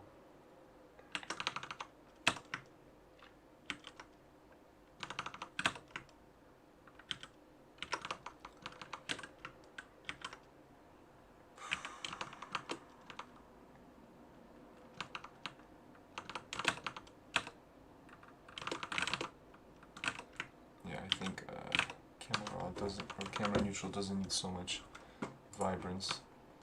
let's do the vibrance here. It's funny because now after looking at camera neutral, then yeah, Adobe looks just off. These colors look way better. Despite the fact that, yeah, the shadows look nicer in Adobe, and they definitely look worse here in Camera Raw. Look at that. Adobe, camera neutral. So, but it's like, who cares about the shadows? What really matters is the colors here of the kimono and everything, and they're definitely better this way. So we're going to stick with that. What I might do, which I almost never do, notice I never went to the color grading. I don't touch this usually.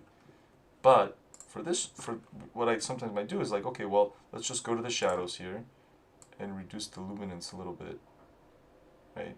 This is hard to really describe how, but it's a little different than going to the shadows here. You know, I don't know. And then also what I could do here is I could apply some color. So like the shadows are overly warm, so I could do like 220 and cool them off a little bit. Yeah, kind of something like that. Yeah, so there we go. That's some split toning. And I feel like that, again, I'm using it as a corrective thing. I don't try to use split toning. Close, not quite Lightroom. I'm using Adobe Camera Raw, which is very similar to Lightroom. And a lot of people ask me what program I'm using. It's because I think most people use Lightroom. And ACR, Adobe Camera Raw, is like much understandably less popular. But you could think of it as Lightroom. It's basically the same thing. Man, I really like this fix. This is a nice solution to those shadows. And anyway, it just brings more attention to our subject here. I'm going to stick with that. A little bit of split toning. Cool off those shadows and darken them, and then it kind of hides that nasty noise. Beautiful. That's a nice picture. Maybe we can pop up the curve a little bit. Maybe we can do a more contrasty curve, keeping those shadows down. Nah, I feel like that's a little too much now. Okay. Yeah. But it is basically Lightroom. I mean, technically different, but anything I do in here you could do in Lightroom and get the same results. Alright, let's just export all these settings to all of them. A lot of similar shots. Usually once I go through my photos one time from the shoot and clean them up and delete stuff and organize them, get rid of anything that's totally useless, and a lot of similar shots or duplicates. But then I still sometimes leave some similar shots, like these two are almost identical. Probably eventually I'll just pick one and actually delete the other one. Again, just to have as little data as possible. I have so much data on my computer with these photos, so I try to be very minimal. More sirens, what's going on? 1:30 in the morning sirens. Okay, yeah, this is quite lovely. I like this, it's beautiful. Yeah. Could this be a 16 by 9? Let's try this 16 by 9. I feel like this is asking for it. Ooh yeah, that's pretty cool.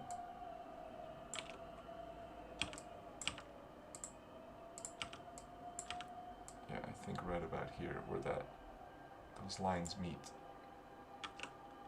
Yeah, it's nice. Beautiful. Beautiful. Therapeutic. Well, I'm glad it's therapeutic. I appreciate that. Thank you. It's therapeutic for me too. Like I said, I love editing. This is the time where I feel like I can kind of collect my thoughts and really appreciate the photos that I took. Because, when you take them, then... Oh, sirens. I hope wherever they're going, it's nothing too serious. Often, when there's like a very small issue with this, I've seen like the whole fire department show up and then they just stand around. Presumably they're doing something, but it's never as serious as it seems, the amount of firefighters they sent out. But anyway, yeah, this is definitely therapeutic for me too. I love editing because just like, it actually allows me to spend time with the photos that I took. When you take the photo, especially when shooting something like this, it's like a blur. I take all these photos, and then I'm overwhelmed because I look at the thing, it's like 800 photos, I gotta look through them, I delete all the trash, And it's this whole like, I don't know how to, it's almost like a kind of a, it's a fun process, but it's sort of, it can be sometimes not a very mindful process. So to me, the editing part is like the reward. It's when I, as the photographer, get to actually really experience the photo, not the process of taking the photo, which is its own separate thing, but it's the process of experiencing the photo, because I get to sit here with it, play with it, mess around, and I get to be creative, and I feel I'm free to do what I want. And I tend to keep it pretty realistic and low key, but I do feel the freedom that ultimately it's my creative decision of how I want to edit this. And let's reset the default here. Yeah. Ultimately, I didn't do much. Like, the colors didn't change much, but I think they're better. Anyway, and so, so yeah, there is a therapy to it, for sure. I just realized this is F2, this is F4.5. Oh, okay, I like this one. The F2 one is really nice with the soft colors. So maybe we crop this one to 16 by 9, see how that looks. Yeah, let's keep them all 16 by 9. This is asking for it. Looks really good. Beautiful. Anyway, let me catch up on comments here. If I re-import, I lose the edits. Let's see. Yeah, so that's one reason, going back to Eric's comment about Lightroom, that's actually why I like to do it this way. I think Lightroom can do what I do, but when I edit, okay, then all of these edits get saved as what's called an XMP file, a sidecar file. So these NEFs here don't have the data. If I actually go here, like if you go to Reveal in Explorer, then you see there it is, and I have NEF, and there's an XMP. And this XMP file that gets added is actually where the edits exist. And when you're using Bridge plus Camera Raw like I am, that's the default behavior. And so when I was doing this years ago, maybe there was an option, but I just wasn't familiar with it. Those sirens are non-stop. It's crazy. I've never heard so many. They keep coming. So anyway, I saw that Lightroom kept the edits in some Lightroom database that you have to kind of then export and back up separately, and I don't like that. I don't want to be dependent on that software. I'm still of course dependent on Adobe because I'm using these XMP files, which are pretty much only understood I think by Camera Raw, but at least they're just there next to the photos. I back them up. I don't need to worry about some database or something like that. So my tip would be to, in Lightroom, figure out a way to use the XMP files. I'm pretty sure you can do that. Or just do what I do and use Camera Raw plus Bridge, which will get you ultimately the same results. But you'll probably be missing some features that Lightroom has that I think ACR doesn't have. This is a very nice composition, if I say so myself. I'm just happy with it, is what I mean. Quite like how it turned out. You see, what else did I miss here?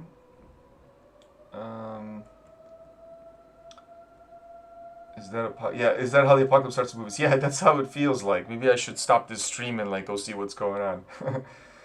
I love the uncropped version, but 16 by 9 is nice. Thank you. Is there a way to come back to an edited raw file? I'm trying to preserve my edit if I remove. Yeah, well, as I just talked about that. And how do you crop to? I do sometimes crop to 235. In fact, if you look here in my presets, there is 2.4 to 1. I did 2.4, so 2.35, close enough. But yeah, sometimes I use that crop. Let's see that on one of these photos. How about this one? Can I do 2.4 to 1 here? That's clearly a little bit too thin, but it kind of looks cool. It sort of looks cool. Very cinematic. Shit, that does look pretty cool. Alright, hold on. Let's go back and see if I can have multiple crops, because there are a bunch of 16 by 9s here. So maybe this one can be my 2.4. Because I do sometimes use it, not usually for a scene like this. I use it for like a cityscape or something, or like some sort of urban scene. But yeah, we have a 16 by 9, and yeah, we'll keep this one in the 2.4, 2.35, whatever, anamorphic sort of scene. Yeah, extremely cinematic. It's pretty cool. Okay. And yeah, remarkably with the Z9, that's still like a, how many megapixel image even after that gigantic crop? What does it say here? 28.4 MP. Still overkill. Alright. Let me just catch up on comments as well. Again, how do you crop them? It's actually a good question I never thought of. I'm afraid to have to answer. Yeah. Yeah, thanks. I'm glad you like my description of the editing process. Again, it's not for everyone. I'm not like prescribing it. If you really hate it, don't do it, and just set some cool profiles in the camera and shoot straight from the camera. That's totally. I have some friends who shoot that way, and that's a very valid way to do it. Yeah, Dreamlens, the Nikkor 58 1.2 IS. Have you ever used that lens? I have not, and I remember when I was getting into photography, and I was looking around on the internet for lenses for my camera, and you know, I wanted to get a D3, and I was like, okay, I'm gonna get this D3. This is a crazy expensive camera. What am I gonna pair it with? And I was looking for lenses. I saw that lens. I was like, wow, I want that lens. 1.2 Noct. But honestly, that's not a very practical lens. I never got it, but I think it wouldn't have been the right lens. And eventually, I got the 40mm f2 Voigtlander, which I really enjoyed, which was way more affordable. So, yeah, never tried it, but that is apparently a legendary lens. And then if you want similar lens, there's it's the Voigtlander 51.4, and then also Nikon eventually made a G version, right? AFS, 58. I think it's a 58 1.2 G, right? So it has autofocus and all that. Pretty pricey lens. I was also considering that one when I was still shooting with my D4. But now, I try to just stick to the Z lenses. I do still have the adapter, the FTZ adapter, and I only have two f-mount lenses left, the 40mm and the 28 1.4, which is an awesome lens, but it's big and heavy, and I like the 26 2.8, the new one, because it's just so tiny. So, might as well use the tiny lens. But I do miss the 1.4 aperture. That's useful sometimes, of course. Would have been useful on this shoot. But I didn't bring it this day. I didn't want to carry the big lens. Okay, I forgot to do camera. Oh yeah, and see, for example, here, this is Adobe. It's kind of punchy, high contrast, little desaturated. And then this is camera neutral. I like this more colorful, vivid version. Although we do need to adjust those greens, as I've been doing. And then that looks good. And then a little bit of the shadow tint to make it more purple, or magenta, whatever. And then, yeah, this is pretty good to go, I'd say.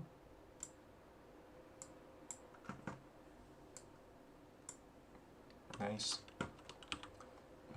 This is another image that, I could probably do a wide crop. Maybe I'll do it for this version. Because that white area on the left is very, dominating. And I feel like cropping wide allows me to keep the width. And then there's also this huge space above her, I don't remember what I was thinking, but sometimes I am shooting a photo and I'm thinking, yeah, I'm gonna wide crop this later. Like that thought definitely crosses my mind. Again, I don't remember if it's specifically did for this photo. But I think that's what this photo needs. Yeah.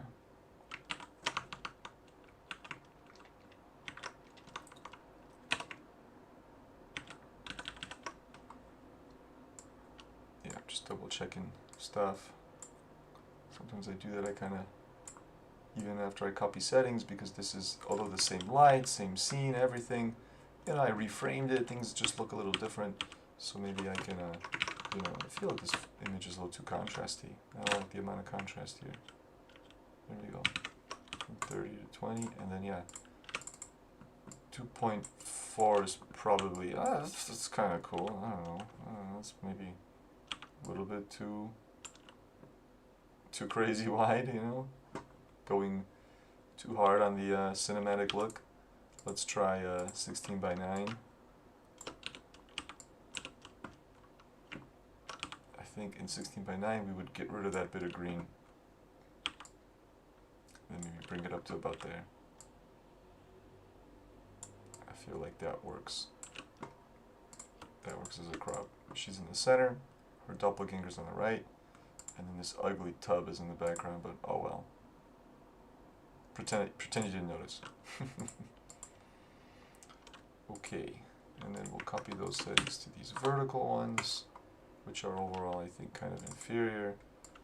I knew that background was there and didn't look good, but again, I did this quick and dirty because eventually the people in the workshop got the ideal shots. I just wanted something real quick. I think I was trying to demonstrate to them, like, look, if you position yourself just right, you can get her in the reflection there. This we're going to crop down to 4:3 because we do not need so much ceiling. That's way too much. She has a very nice, just like the way her eyebrows frame her face is very cute. She has this very like placid sort of calm demeanor, which I really like. I think it's very nice. It really comes across in the photos. Beautiful.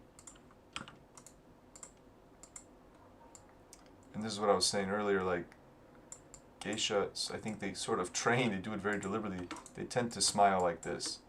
You get a little smirk. They keep it pretty low key. You know, and I mean honestly her pose in this one, the downward gaze, gorgeous. How about doing a 2.4 for this one and just doing this? What about that? I don't know, is that a little too avant-garde, trying to be too fancy with the crazy crop? I don't know. It does feel a little contrived. But it does clean up the tub and down there a little bit. If I make it narrower, then yeah, I don't know. I feel like I'm going a little too crazy with the crops on this one. I usually don't do it. I'm just kind of playing around more because it was mentioned, and now it's become like the theme of the stream. Let me see. How about that? That's kind of cool. That works. Anyway, another thing I try to avoid is you know, not trying too hard to save a photo with a crop. Like if the composition sucks, it sucks. That's it. You know, eventually you just gotta give up. Yes, you can save photos with crops, but I don't like that. I don't like trying it too hard to find a crop. You know, I'd rather just move on to the next photo.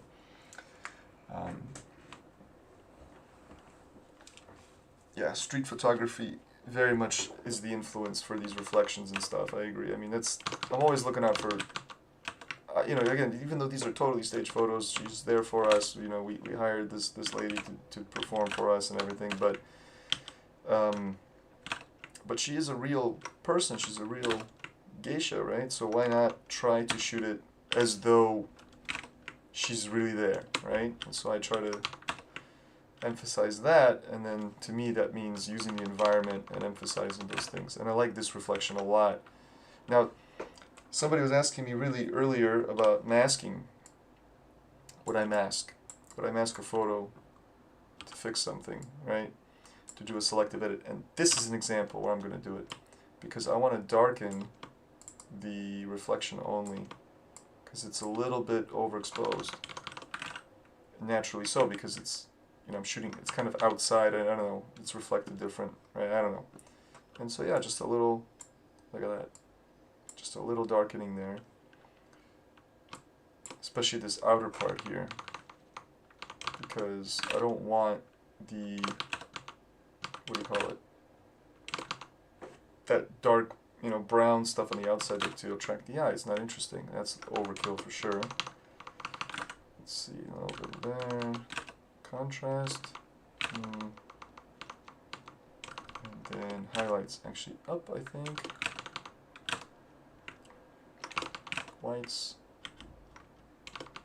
yeah, okay. Is that alright? Yeah, see, that's much better.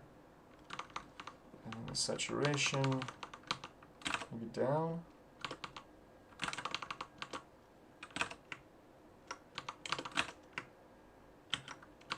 Actually, we can cool it off too, because there's some of that warm, the browns from the wood are bleeding into the reflection because I'm shooting so close to the wood frame of the glass that it's kind of making everything too brown.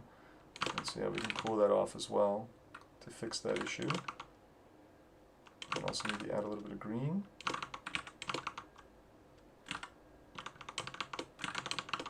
Okay, that's pretty good. Yeah, zoom that out a little bit so I could. Yeah, I mean, that's clearly much better. Okay, maybe one more thing I can just check with that mask is, what if I move it more this way? Ooh, yeah, actually, that's good. Just make that transition more over there to get that other bit of wood. Yeah, beautiful. Okay. Am I a Jedi? Thank you. I don't know. I go, some days I do feel like a Jedi, and some days I feel like a Padawan. I don't know. I feel like with any art form, I mean, you never stop learning, and you figure something out every time, every day. Maybe not every day, but there's always the possibility you're gonna learn something, figure something out that when you look back on all the other things you've done, you realize, wow, I was kind of stupid for doing it that way. Not stupid in a derogatory sense, because that's learning, right? But yeah, I don't know. I always feel like the kid in class who shows up and didn't do their homework. That's how I feel all the time when it comes to photography. Somehow, I don't know. I think that's a good thing though. It's an underdog thing. It means I gotta fight hard, and do my best at all times.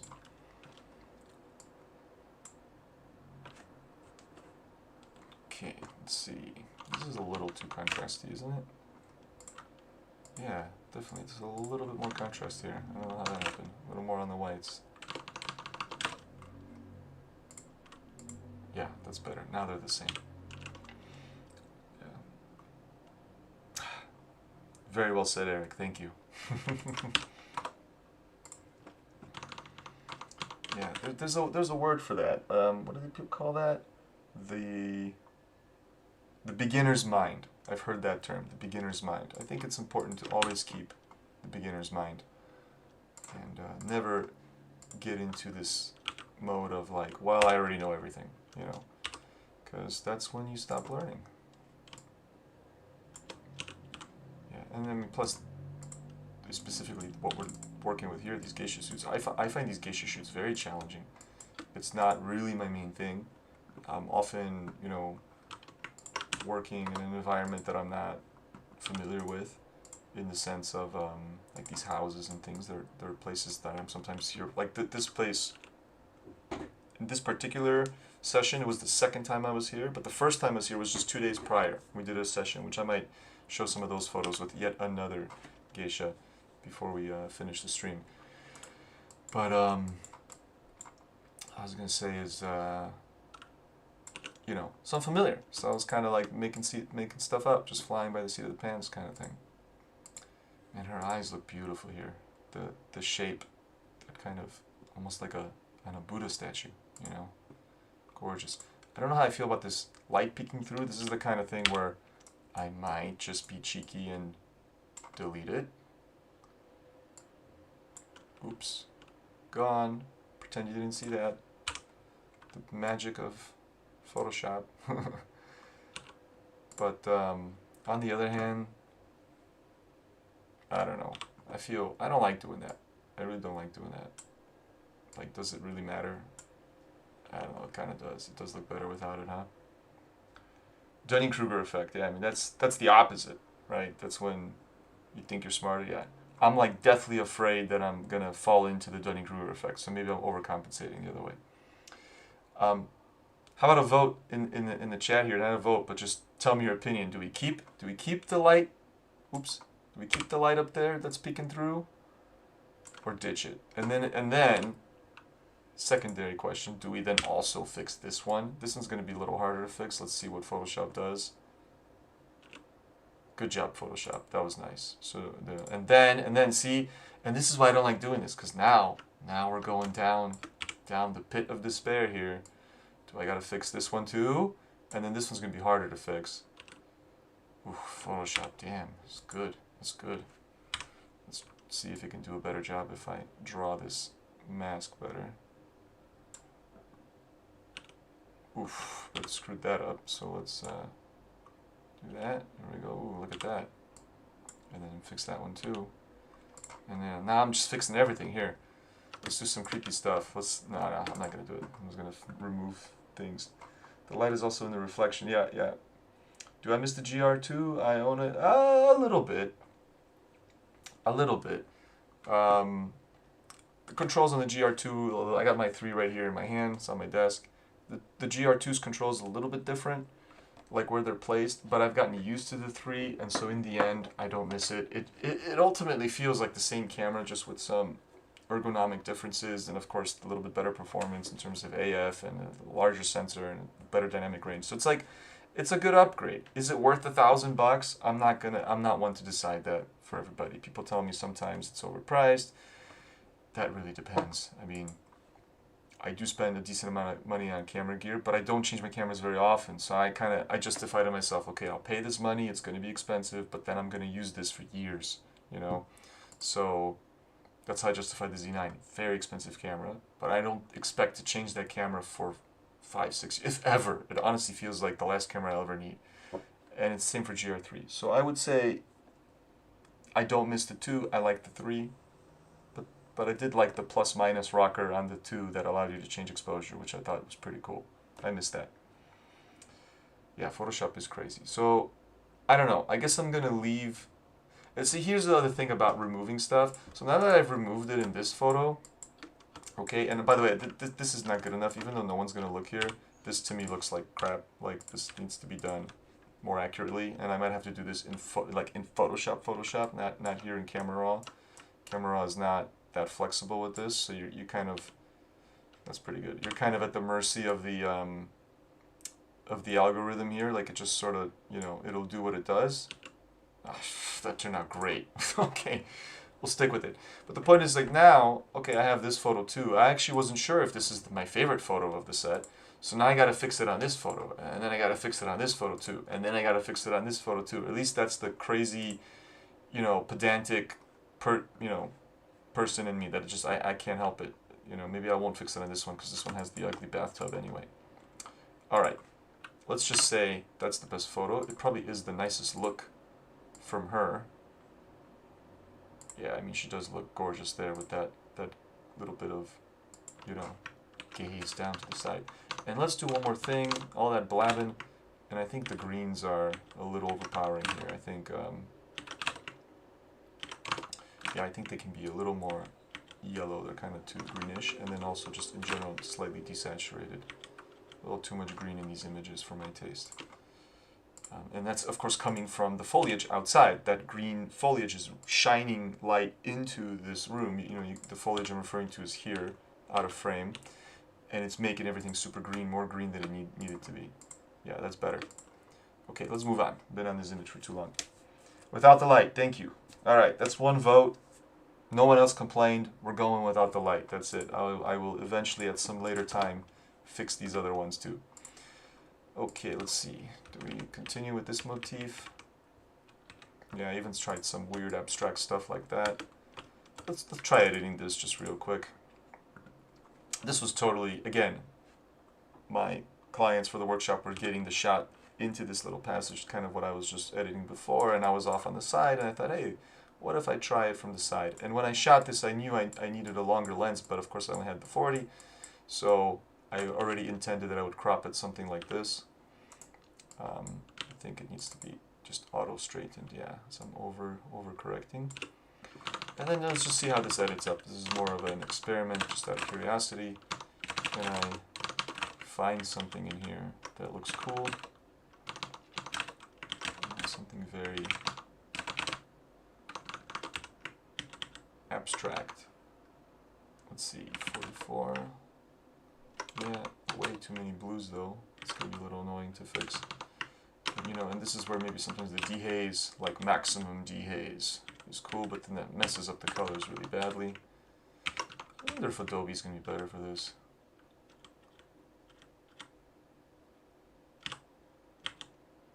I don't know. Kind of like it more. I think, yeah, I don't know.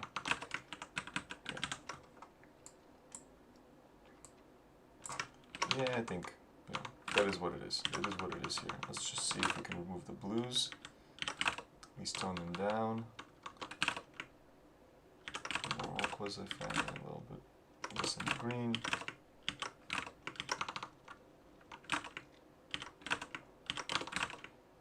And then tone down these browns a little bit to kind of give it an overall desaturated look. We did stay in Adobe. What if we go back to camera? Adobe's fine. Yeah, I mean, you know, for a quick little experiment, it's nice. Incredibly sharp she is in that reflection, which is crazy. Again, the Z9 does an amazing job focusing, even in the most insane, like, ridiculous circumstances with this hazy reflection in a piece of glass. 100-year-old piece of glass, I might add. So, But anyway, fun experiment. I do love the kind of look she gave though. That's pretty cool. Anyway, all right, this little experiment over. It's the kind of photo that I will probably post in a set somewhere on Instagram. Yeah. Again, I was doing some sneaky stuff through the glass, and she's like, "Whoa! Oh yeah, this was nice. I love this look. It looked very candid and realistic. That's what I liked about it. She just kind of looked over her. Black and white. Good idea. Yeah. That's a good idea. Okay, let's go back to that real quick. That's a good idea. That would work in black and white. Yeah, of course. See, I almost never do black and white, and I always forget about it. But yeah, totally. For this, monochrome would look great. Look at that. Beautiful. Because it cleans up all the weird colors. Then we can get rid of, or not get rid of, so automatically gotten rid of. I do find it annoying, or I guess it's still useful, because you could do this in real black and white film by using like red filters or blue filters. But like when you change the temperature, it actually changes the look of the black and white. And so it's like this extra parameter that you have to think about when converting to monochrome. And it's a little, I find it kind of obtuse. Is that the right word? I don't know. Hard to understand what's going to happen. So like if I go, really high on the tint, what's that going to do? So I find I have to experiment and like try all of them. So I have to go like to 8,000. Okay, that's brighter. So if I go to 3,000, 4,000 seems about right.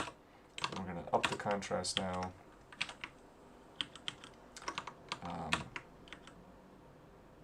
Yeah, and actually I realized something. I should do something. Usually when I do this, I do a version. I do a snapshot, and we'll do here color. And then if I apply those settings, yes, color still stays great. And then I'm going to do here monochrome. I like to use the word monochrome instead of black and white because it sounds cool. And there we go. I have two variations. So let's finish up this monochrome variation because I feel like we can still do a little more here.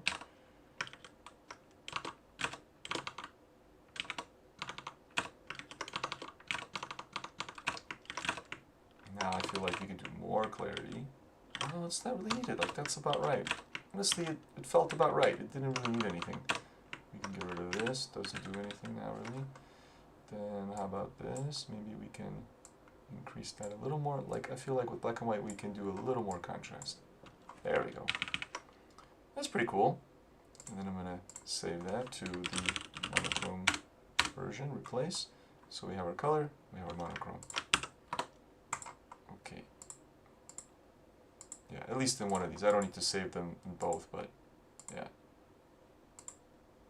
Definitely not this one, but this is the final image. Yeah, I like that. Good call on the black and white. Thank you. Yeah, I mean, I could make the colors. I see what you're saying, but I don't think it translates quite like that. I never really figured this out, but I like the thing with the temperature that I was talking about. But I don't usually edit in black and white so much, so it's like, Anyway, I don't mind just experimenting and just going up and down on the temperature and seeing what happens, right? It seems to like just kind of rebalance where, and I think it also has to do with this, because here in the BW mixer, see, you're saying like, okay, and this I almost never mess with. You see, like I can make only the reds or only the oranges. See that? And because these are all zeroed, when I was doing actually maybe, yeah, doing a little bit of minus on the yellows is kind of cool. Maybe I should mess with this. Yeah, I don't know, it looks a little, I don't know, it looks cool. Looks a little unnatural, but a little cool. So anyway, the color temperature I think has something to do with this and how these two things interact. Yeah, actually this is kind of cool.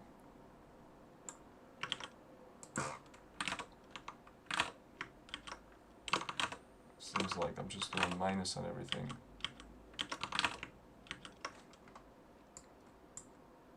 Yeah, that's nice. That helps her pop. Okay, let's save this little extra thing one more time. Send it over there, and then we're good. Moving on. But yeah, going to monochrome is a good solution when dealing with unruly colors.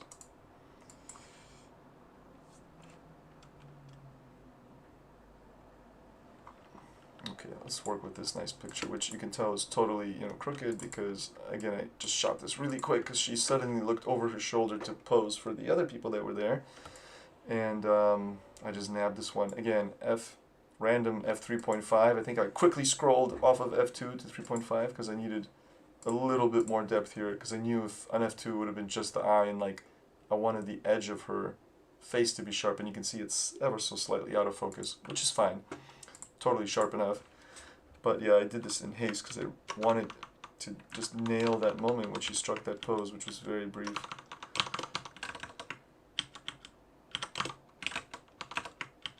Okay.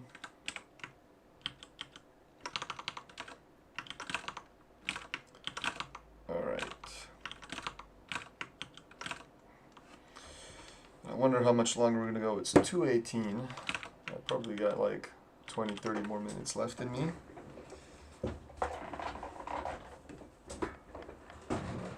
Yeah, that might work. Yeah, desaturate and then do some black and white stuff. Yeah. I don't know exactly. I'm not sure how exactly the black and white treatment is done, like what's going on. It kind of goes into a different mode. Yeah, because you have like this BW mode here, right? So I'm not sure how things get treated by Photoshop there, or by Lightroom or whatever.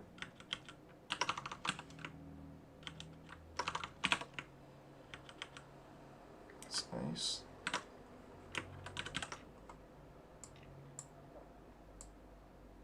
Do a simple little basic S-curve. Man, I kind of want to do this thing in black and white too, just to kind of go with the trend. It does look really good in black and white. Like, she looks phenomenal. Look at this. Oof, that's beautiful. And it has this rustic charm, but you missed the color in the kimono, which I love. I love that blue. And then, of course, the color on in the makeup. So it's a real, yeah, it's a shame to lose the colors, but it does add something. Yeah, the color black and white choice is a difficult one.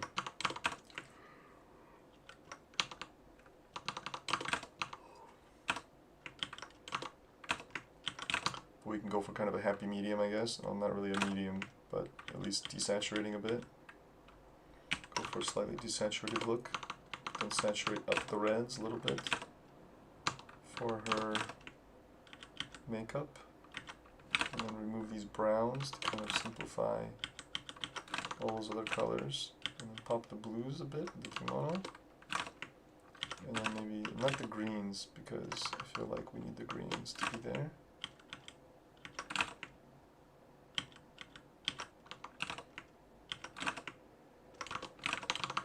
Doing a lot of HSL work on this one. There we go, a nice contrast now between the blue and that warmth in the cheek. Pretty. I like that. Then probably 4:3. We don't need all that headroom. There's way too much going on up there. That's better. Lovely. That's a keeper. Keeper because the moment was just magical to me. Because then later this is nice too, but it's a little more simple, right? It's just looking over there. It's like it is what it is. It's okay. Then I'm gonna put it about there. It's nice too.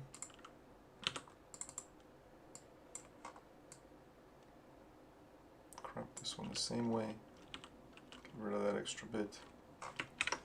And then just out of curiosity, let's go to default here. I'm not really doing much, honestly, to the colors. If you think about it, let's do this one, reset to default. Look at that. And that's all I did. A lot of sliding around for not much change in the end, but it matters. I mean, it does look better. I feel it's a little more colorful without being overly so. Let's try monochrome out of curiosity now. Yeah, color's better. Colors are great. Okay. Crop this one too. Just do the same bit of cropping for all of them. Out of these, yeah, these were 3.5. This is f2. Beautiful. Softer. you know, more bokeh and all that. It's a nice one. And then she looked away. I think honestly we don't need to keep this, but it does show off the neck makeup, which is very important, very geisha-esque. So I probably won't be deleting that one.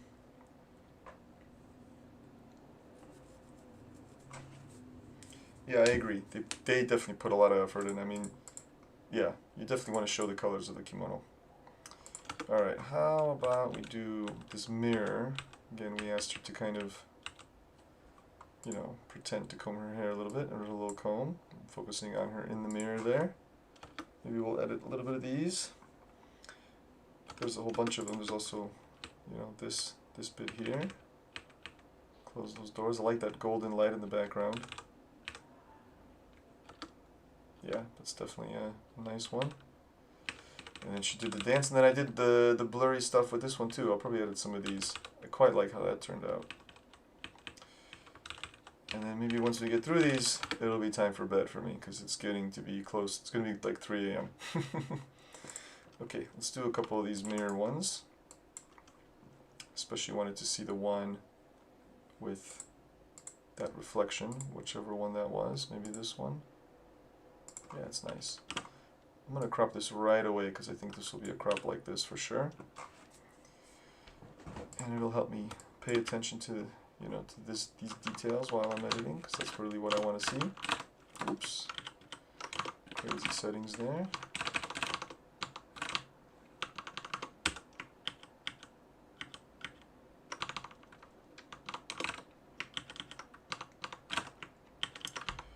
By the way, since we're, you know, going to wind down the stream soon, I don't like leaving these up on YouTube because apparently it negatively affects the algorithm.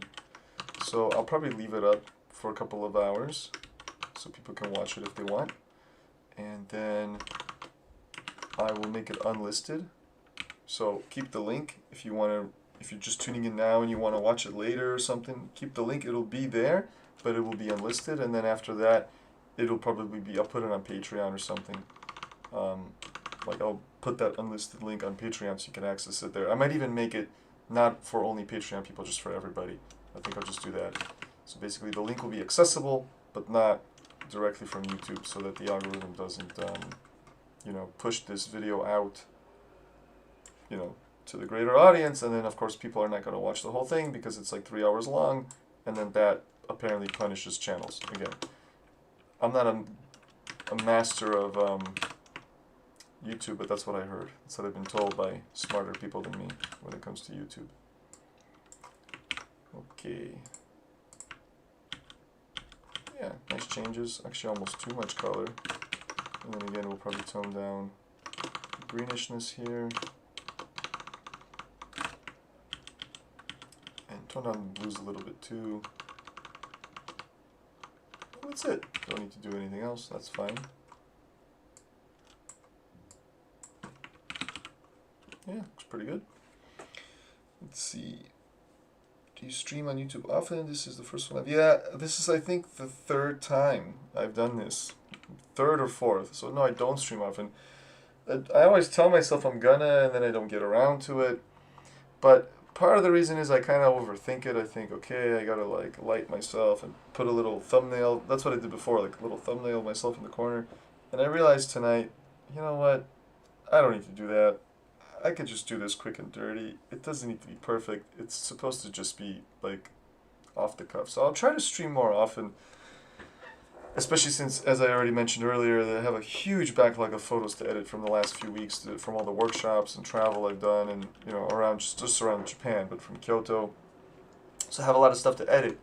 So I think it'll be nice to stream a bit more. So I'll try to stream a little bit more often in the coming weeks.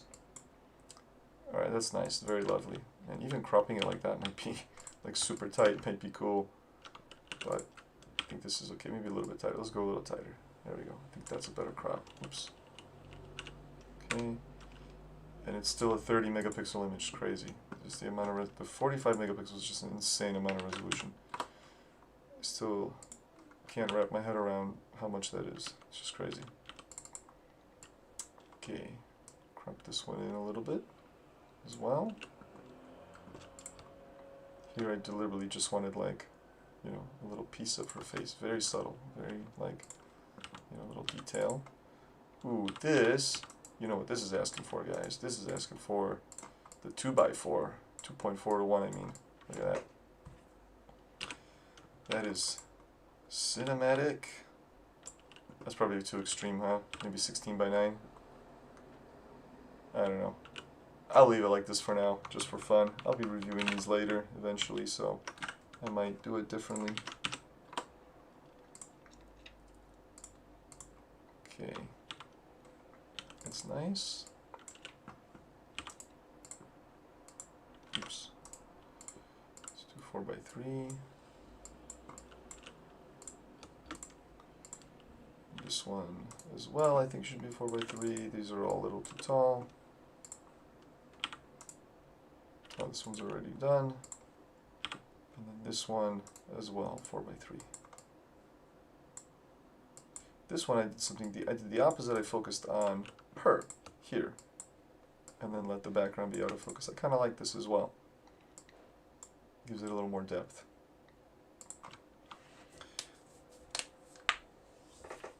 Well, I appreciate that, Eric, and I will do my best to do it more often. I really should. I don't know. I don't know why I didn't do it before. I mean, I do know why. I just felt like what I said. I felt like it's kind of like I was overthinking it.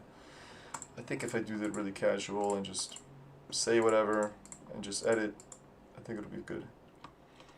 And it'll be nice to do something, put something out while I'm slow to edit the videos, which are much more time consuming.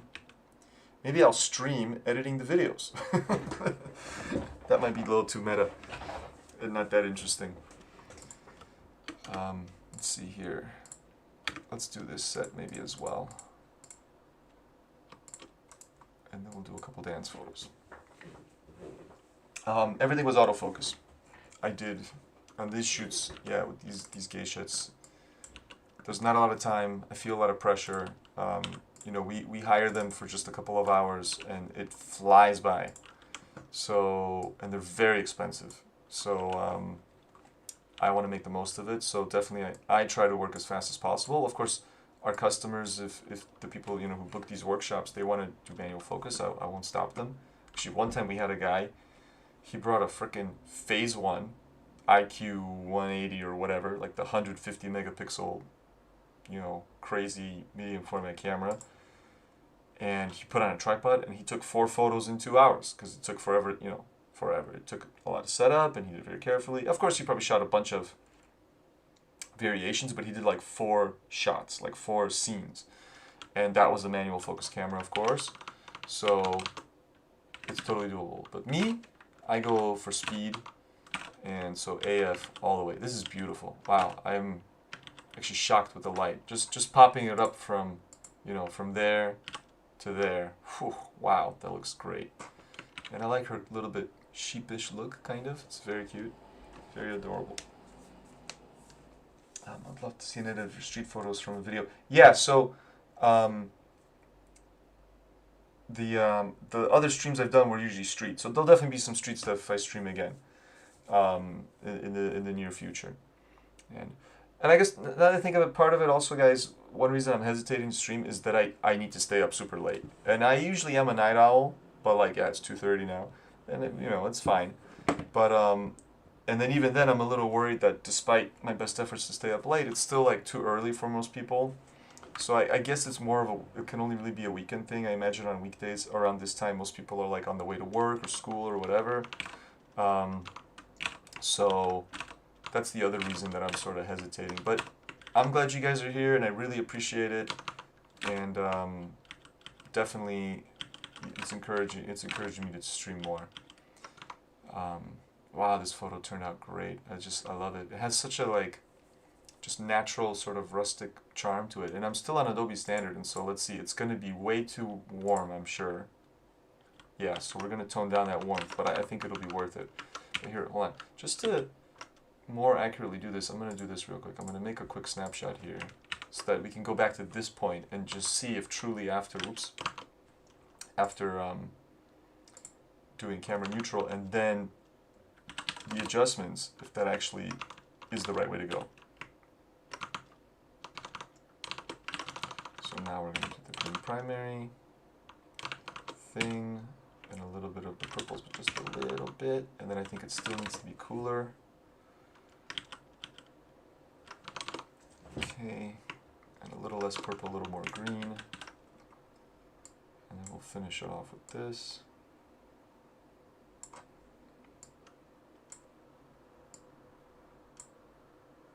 Yeah, I don't know if I like that more. I don't know if this even needs the curve.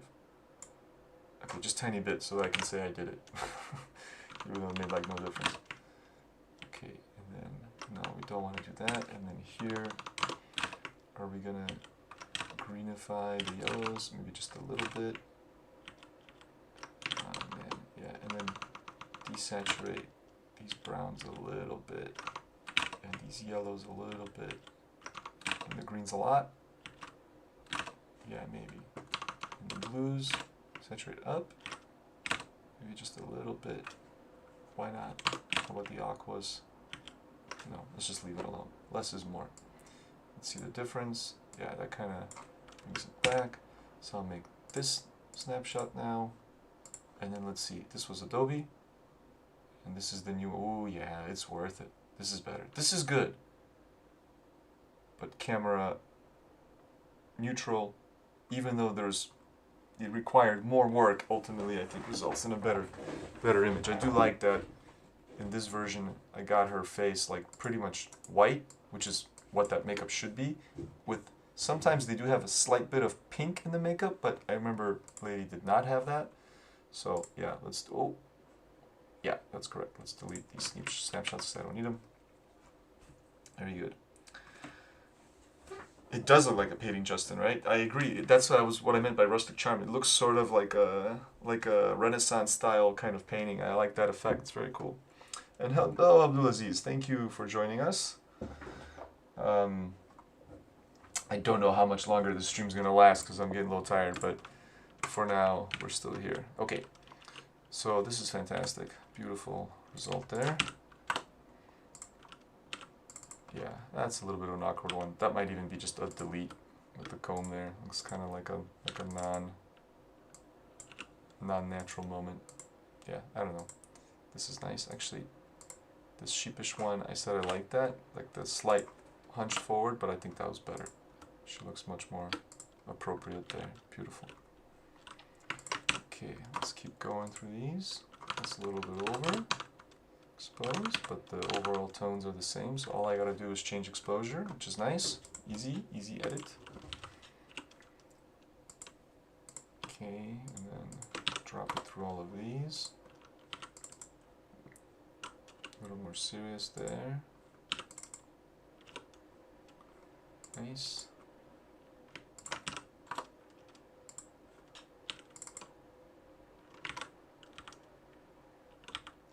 Then here, I'm gonna crop a little bit just to get rid of that like outlet in the background. Beautiful. Gorgeous. F2. Again, just to go back to pixel peeping a little bit, some chromatic aberrations on those shiny bits, but overall, the lens is fantastic. It does an amazing job of keeping its composure even wide open. And then let's finish off these. Ah, very cute.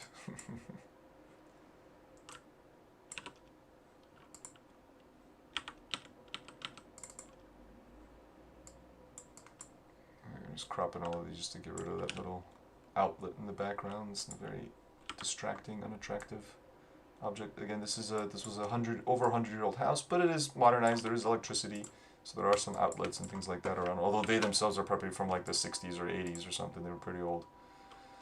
Yeah, beautiful. This is gorgeous. Okay, that's wonderful.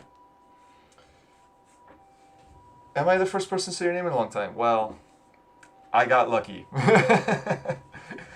I read it just phonetically as it's written. Yeah, the nice thing is that in Polish, you know, I'm speaking English, but I'm fluent in Polish, as I am from Poland. We speak, like the vowels are not diphthongs. We just have a, I, u, e, o, and that's it. And I think in most languages, we just pronounce the vowels that way, and so it just comes naturally. Alright, let's edit a couple of these dance photos that, like I said, I like to experiment with this motion blur. But first we'll edit the normal one without the blur, because it'll give me a better idea of the colors and all that, and then we'll just apply that to the blur. And these poses are so iconic. It's incredible.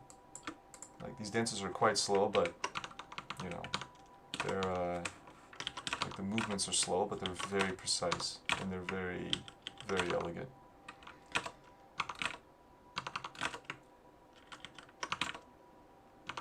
I'm also always torn. I should probably bring the second camera to this. Again, the goal of this is I was there teaching the workshop, so I wasn't really thinking too much about my own shooting. But if I was just going to do this on my own, I would have two cameras. I would set one up on a tripod and just film the dance as a video, because it's beautiful. Yeah. Yeah, definitely Polish difficulty. Yeah, Polish is a hard language. Although I think there's a lot of hard languages to pronounce, but Polish certainly teaches your mouth how to pronounce a lot of things that some other languages don't do. Okay, let's switch to camera neutral and we'll fix it up. Green primary trick, and a little bit of tint, and then pull it off a little more, and then maybe even less tint, and then a little bit more yellows, and the green's more green, or more yellow I should say. How about the aquas? Yeah, there's like no aquas in this image. Ooh, no, I'm definitely not doing that. That's a mistake. And then I want to pull away some of these oranges. They're just like a little bit too punchy. This room was actually quite, you know, orange looking. With a lot of warm tones with the tatami on the floor and that screen in the back.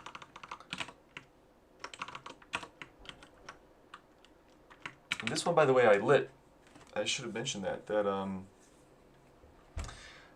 I guide him in the poses? Oh, absolutely not. I do not know anything about these poses. They know how to pose. And actually, in this case, she was actually dancing. So she was moving for these photos. So there is, you know, she's moving slowly. I'm on a 2/50th of a second. That was enough to capture her movement.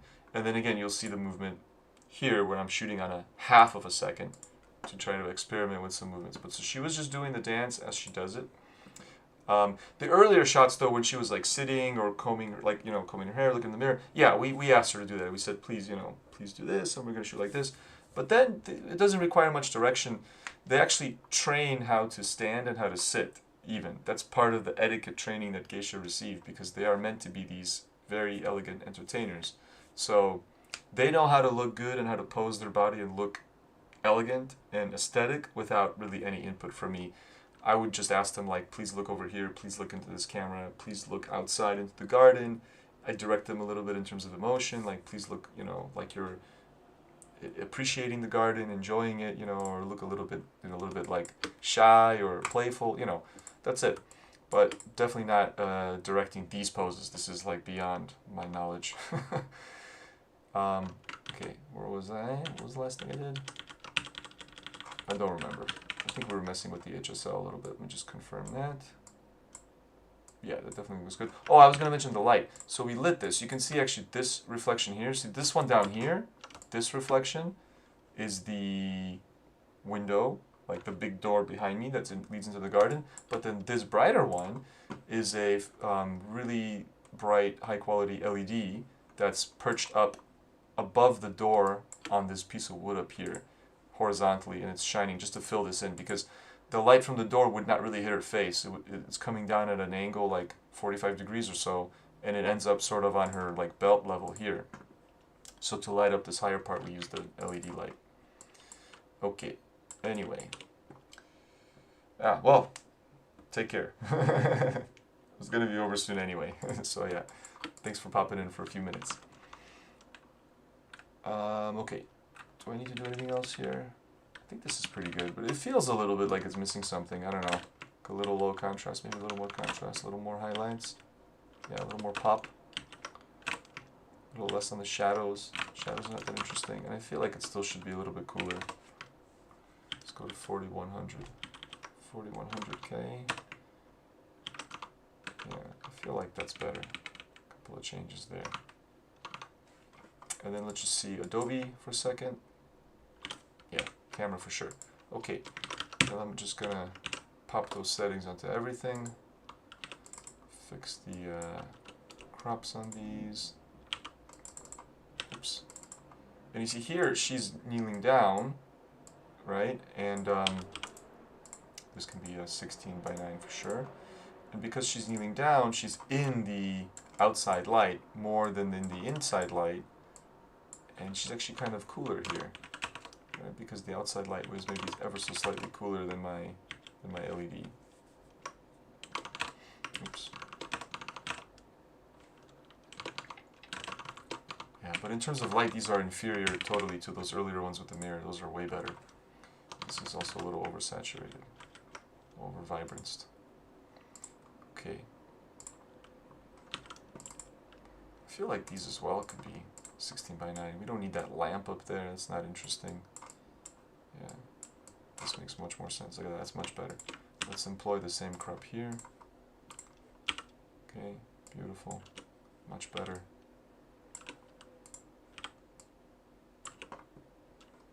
Cool. And then, yeah, there we go. And then I guess same thing here, honestly. These are also going to be, we're going to crop that lamp out. I think I even had that thought. Maybe I'm just making that up, but thinking back, I might have had the thought of cropping these later to get rid of that lamp on the ceiling. And yeah, it's cool. You know, I don't know. It's kind of an abstract photo, but it's the idea. I wonder if adding some vignetting here, which I rarely do, but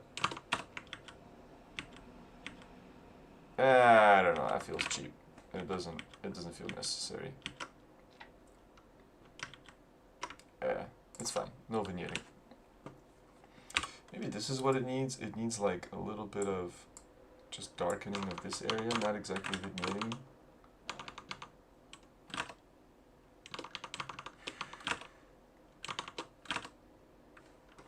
Something like that. Yeah, that might be enough. Maybe that's even too much.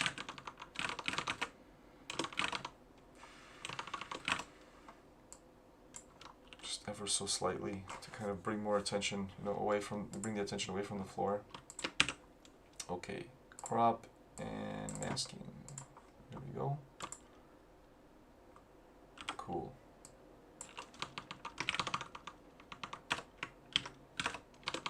Need to turn down the whites there because there's that, you know, the kimono is actually, you know, silk. It's pretty shiny under certain conditions, and so yeah, it's reflecting that light, and it looks just a little bit blown out and unattractive there. So that's because the highlights are just too turned up. I think yeah, about 20. Again, very abstract photos. You know, anybody who missed it in the beginning, but there was some images from an earlier set where I tried the same thing. And I like to mix it up because I've shot these dances a few times now, where I want to try something different, something more, you know, more creative, more unique, and a little bit surprising. And this is probably my favorite one. I like that as she spun around, it created this carousel effect. I quite like it. Very unique. Yeah, half a second, f11, ISO 80, 26mm.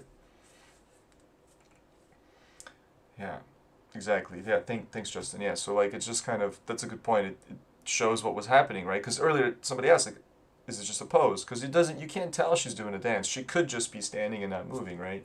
So this demonstrates that in fact there was motion. I just noticed I like how her sleeve blends into this like waterfall motif or river motif in the door on the back. Cool. All right. It is 2:46 a.m. I think, yeah, it's more of this stuff, but I think we're gonna call it a night because I gotta get some sleep. Oh, some nice shots, so quick little previews. Maybe I'll do another session. Maybe I won't touch these photos, and then this is something I shot on the way there.